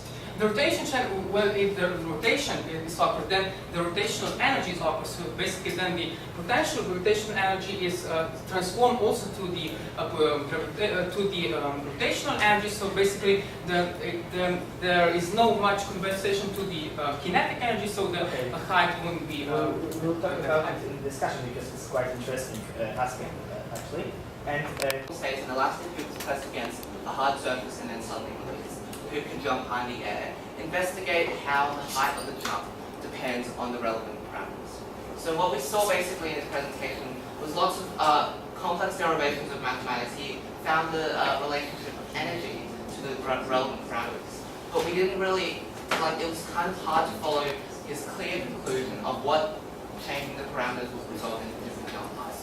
Also, the only parameters he really tested were the dimensions of the hoop and the initial displacement of the hoop. We think there would have been many more parameters that would have influenced the jump height, but unfortunately we didn't get to see it in the reported presentation. So firstly, if we look at what he said in his report, we had preliminary experiments which I thought were really good. We thought he had an excellent setup and he had a fair go at interpreting the data. He had this theoretical approach where he had lots of impressive mathematics, and then he had his conclusion. And also there would be resonance effect if you change the geometry of the model. So these are my discussion topics. Mainly would be the source and the system and also the loss. So may I invite the reporter? Okay, so you told me that you used a halogen bulb? Yeah, incandescent bulb. Incandescent bulb. Now, what do you think it is the relation between the bulb and the sound? Do you think that changing the type of the bulb will affect the sound that you hear? Yeah, I believe so. How? Firstly, there will be the changing of the power produced by the bulb. Is that what you're talking about? Like each type of bulb gives different spectrum. Oh, like LED and things like that. Yeah, yeah. Okay. So the waveform for an incandescent bulb would be sinusoidal. Whereas if you plot a graph of the light intensity from the bulb against against time, then we would expect a sinusoidal variation. Oh, sorry, maybe my question's unclear. Like different types of bulb may result in like this is the wavelength produced, and this is like the intensity. So like, let's say your halogen ball has a spectrum like this, and I'm asking you that you think the type of the ball, do they yield same spectrum of the? You're right to say that each bulb will yield a very different spectrum. And as long as we can know what the energy from the spectrum is, we can calculate what the sound intensity will be. And I did so by using the Max Planck equation. And like for major disturbances of the actual surface. So I believe that the liquid will instead look something like this, because you will have the water tilting, because well, maybe surface tension, because as you drop, the ball will have its velocity and the water will have its velocity. That doesn't work. So, yes. So you say that when I drop a ball, the water inside the ball before it reaches the ground, it will be like this? It will tilt. Yes. It will. After your presentation, I showed the video of where you drop a ball. This ball, I think we can see it here. I'm not sure. Actually, in this video, what I wanted was to have a perfect surface. So, and this is what what you see here, exactly as it impacts, you see a rotation of the ball. You see a rotation of the ball. Could you please explain where does this rotation come from? Because when I'm throwing the ball from my hand, in this case, more water in one part of the ball. So you agree with me that the water will be tilting or will be gathering more at one side than the other? Yes or no? No. Actually, no. Okay. Of course not. You are asking different things because. No, I'm asking the same thing. If you are, to my question. You can have also the water can look like this or like this. Of course, if I'm throwing the ball and I have a force and I have an inertial force in one direction, the water won't be symmetrical. And you asked me about the rotation. Please hand me the pen. No, actually, you asked me about the rotation. And you can't put answers and don't wait for my. You can't put questions. Well, you're not really answering my question. Yeah. No, you're getting your own. Okay, I will let you explain that. I have the inertial force, and it's a higher force on this part of the ball, and that determines the rotation of the ping pong ball. Okay, may I comment now? Because I think your explanation is slightly wrong. Excuse me. Now I am talking. If you want me to respect you, then could you please respect me when I'm talking? So the thing is that you're saying that. Excuse me. How am I supposed to handle this? There's a second pen. It doesn't work. I'm not sure how. Wait, excuse me. Could we please just calm down, both of us? I'm very sorry. Could we start over? Okay. So can I just finish because it's about. Yes, you may finish. Okay. So you have the inertial force here, and you have control, and you have to. Yeah, and it's obvious it's rotating. So yes, it is obvious that it's rotating, but you were seeming to. If we can now please go to your graphs. Yes. Show me one of your graphs, and I will show you a conclusion about this. Because you have this graph of the minimum coefficient of restitution when it is filled with different fractions of liquid. Different fractions of liquid, please. No, different fractions of liquid and the coefficient of restitution. You have do you know the maximum volume of your balls? Yeah, it's 32.5 milliliters. 32.5. So let's see. This is approximately 17. So around 50% you will have something around a minimum, right? Around 40–50%. And I believe this is when you have a very strong, because when you fill the ball, just bear with me now, when you fill the ball you add mass. And so at a certain point you will have a very large mass, and you will also, I will also come back to reach my point here about the lever arms.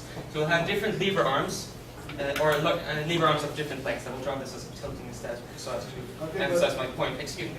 So you will have a lever arm, and you will have an increasing mass. Now what this actually does, when you're drawing the force diagram, you fail to draw a reaction force that is acting on the ball as well when you actually reach the ground. So this reaction force increases when you reach the ground, when you have different amounts of liquid and different masses. So what you actually have here, and you discussed it was momentum loss, what you actually have here is that you have a torque that is acting because you have a lever arm, and the normal force is then acting as the Sorry, but do you know that this part is about much better? Well, you see, because I believe momentum loss is an invalid explanation. So I'm offering you a different one. I didn't say momentum loss.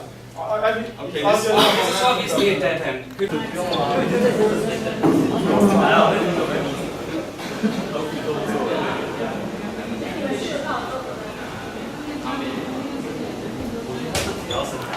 measurements.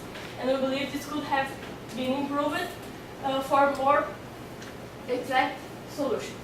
And the negative point, he did not notice the lack of the reproducibility of the phenomenon.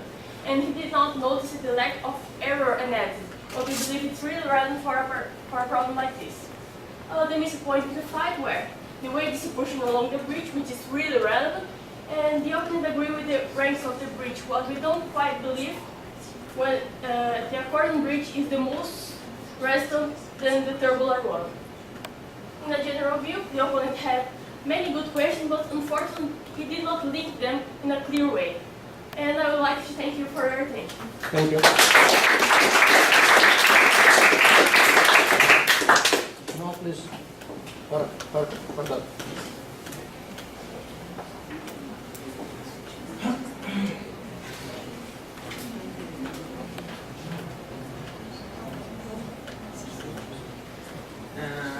Thanks for the both reviewer and the opponents. But about the distribution of the weight, I had a chart. I think you didn't pay attention to this chart. This is the weight of the load, the function of the length of the load. The length of the load means the distribution of the load. So by increasing the length of the load, I mean the distribution of the load, the performance of the bridge will be more and more, as I talked in my presentation. And will it decrease or increase or remain this constant forever? It reaches this constant because the resistance force actually stops the carousel from okay, then you describe the motion. I appreciate it. And here is our next problem is you change the shape of the carousel. Did you change the shape, the radius of this rotation? It has no, because it won't change the explanation because we actually, the theoretical and experimental data we collected was to that force. When we change this length actually, we just give a different You didn't? Okay. Then my next question is, what will be an optimized carousel if you want to achieve the maximum rotation speed? The ball will be big or small? The ball will be the big or small? This part will be long or short? Okay, so for the parameters of the bow, as I said, they should be in those relations, and for the length of the carousel, of course, it should be as little as possible because we have the same linear velocity, and when we convert it to angular velocity with a smaller length, we have larger angular velocity. However, I believe that the optimization task was for the balls themselves and the process because we can always make the next move. 2021. Dimension, the units. Yes. Yes. Oh, okay, but you try to get with well.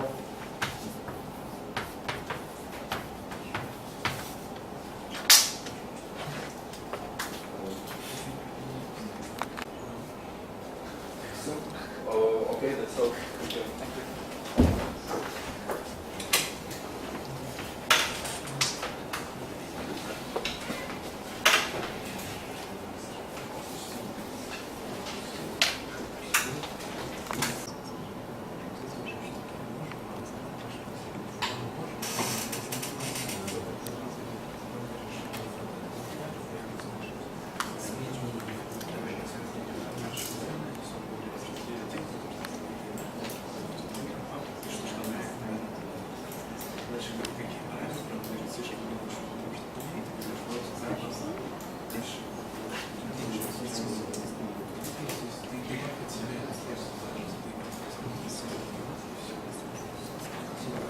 I'm going to make the review on the report.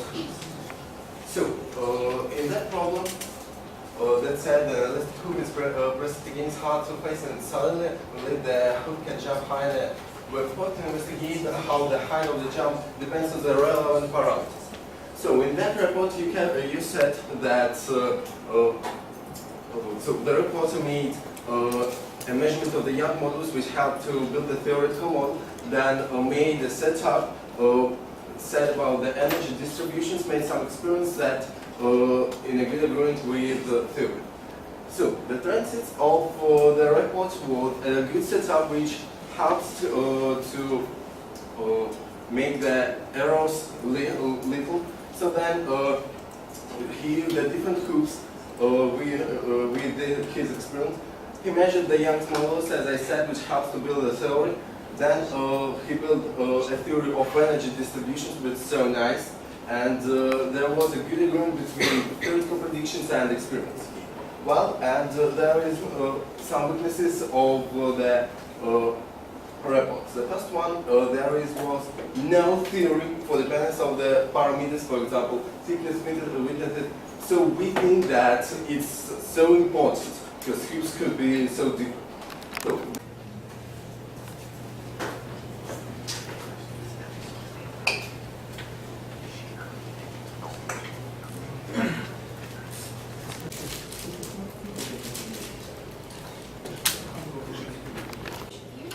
I'm here to review the problem number 3 bouncing ball. So this is the problem statement. I guess I don't need to announce it anymore. So the presentation flowchart from the reporter is the problem statement first. You state the problem, and then the theoretical introduction about the calculation of the coefficient of distribution, and then about the other things such as and then you also tell us about the method, about the parameters that you vary, and then also and you mentioned about the experiment, how you take the data and so on. And then Well, I quite disagree with this because I think that in this case, during the transmission case, when we can see a color, it sort of means that the complementary color is deleted, and therefore we can see the red color. When we see a red color, it means the complementary color, which is the green color, is deleted. Well, that's okay. We'll move on to the reflection part since time is limited. You used a polarizer. Yeah. Why don't you use 2 polarizers, or can you even observe color without any polarizers? I use only one polarizer. Yeah, and have you tried to use like 2 polarizers? No. And or even take out the polarizer? When we take out the polarizer, we have nothing. We have a bright light, a white light. You have white light. Yes. But you project the light onto the screen, right? Yes. And so if we project the light on the object. Onto the object, And we observe and the it reflects to the reflected screen. light. What if you observe it from the screen? When we have P polarizer, Yeah. we can see colors, and we can't see these colors when we have S polarizer. Can you explain why you don't put a polarizer here? Because could you expand on this? So for the elastic object, the strain and the stress has the linear relationship. And we can find this slope of this graph through the Young's modulus. However, since the paper is not elastic, at a certain point, this relation breaks, and this can be observed by seeing the deformation of the. Is it really compressive, or is it another type of phenomenon? Is it really a compressive force compressing the paper itself? So as the reporter mentioned, there's a push and the pull throughout the bridge, according to the y direction. So the push here means the same with the compression, and the tensile means the pull. All right. Thank you. And what do you believe? That depends on the design of the bridge, but basically it's all influenced by the tensile strength of paper, of course. So that would be it, but we had it given by the last statement. Okay. Could you describe the microscopic structure of the paper? Yeah, it's strength of the paper. It would if, but statistically the alignment changes. If you have a single sheet of paper, then normally these alignments will not be the same throughout the whole sheet, and therefore. What do you think? The component? Well, I think that the alignment of the paper may affect the strength of the bridge, since the paper is composed of the long cellulose. All right. Thank you.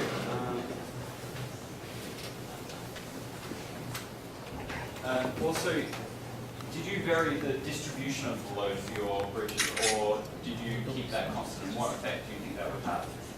Yeah, of course, if we place it over a longer distance, then the bridge would be able to support more probably because of the distribution of the weight. We used a constant size of 12 centimeters throughout all of our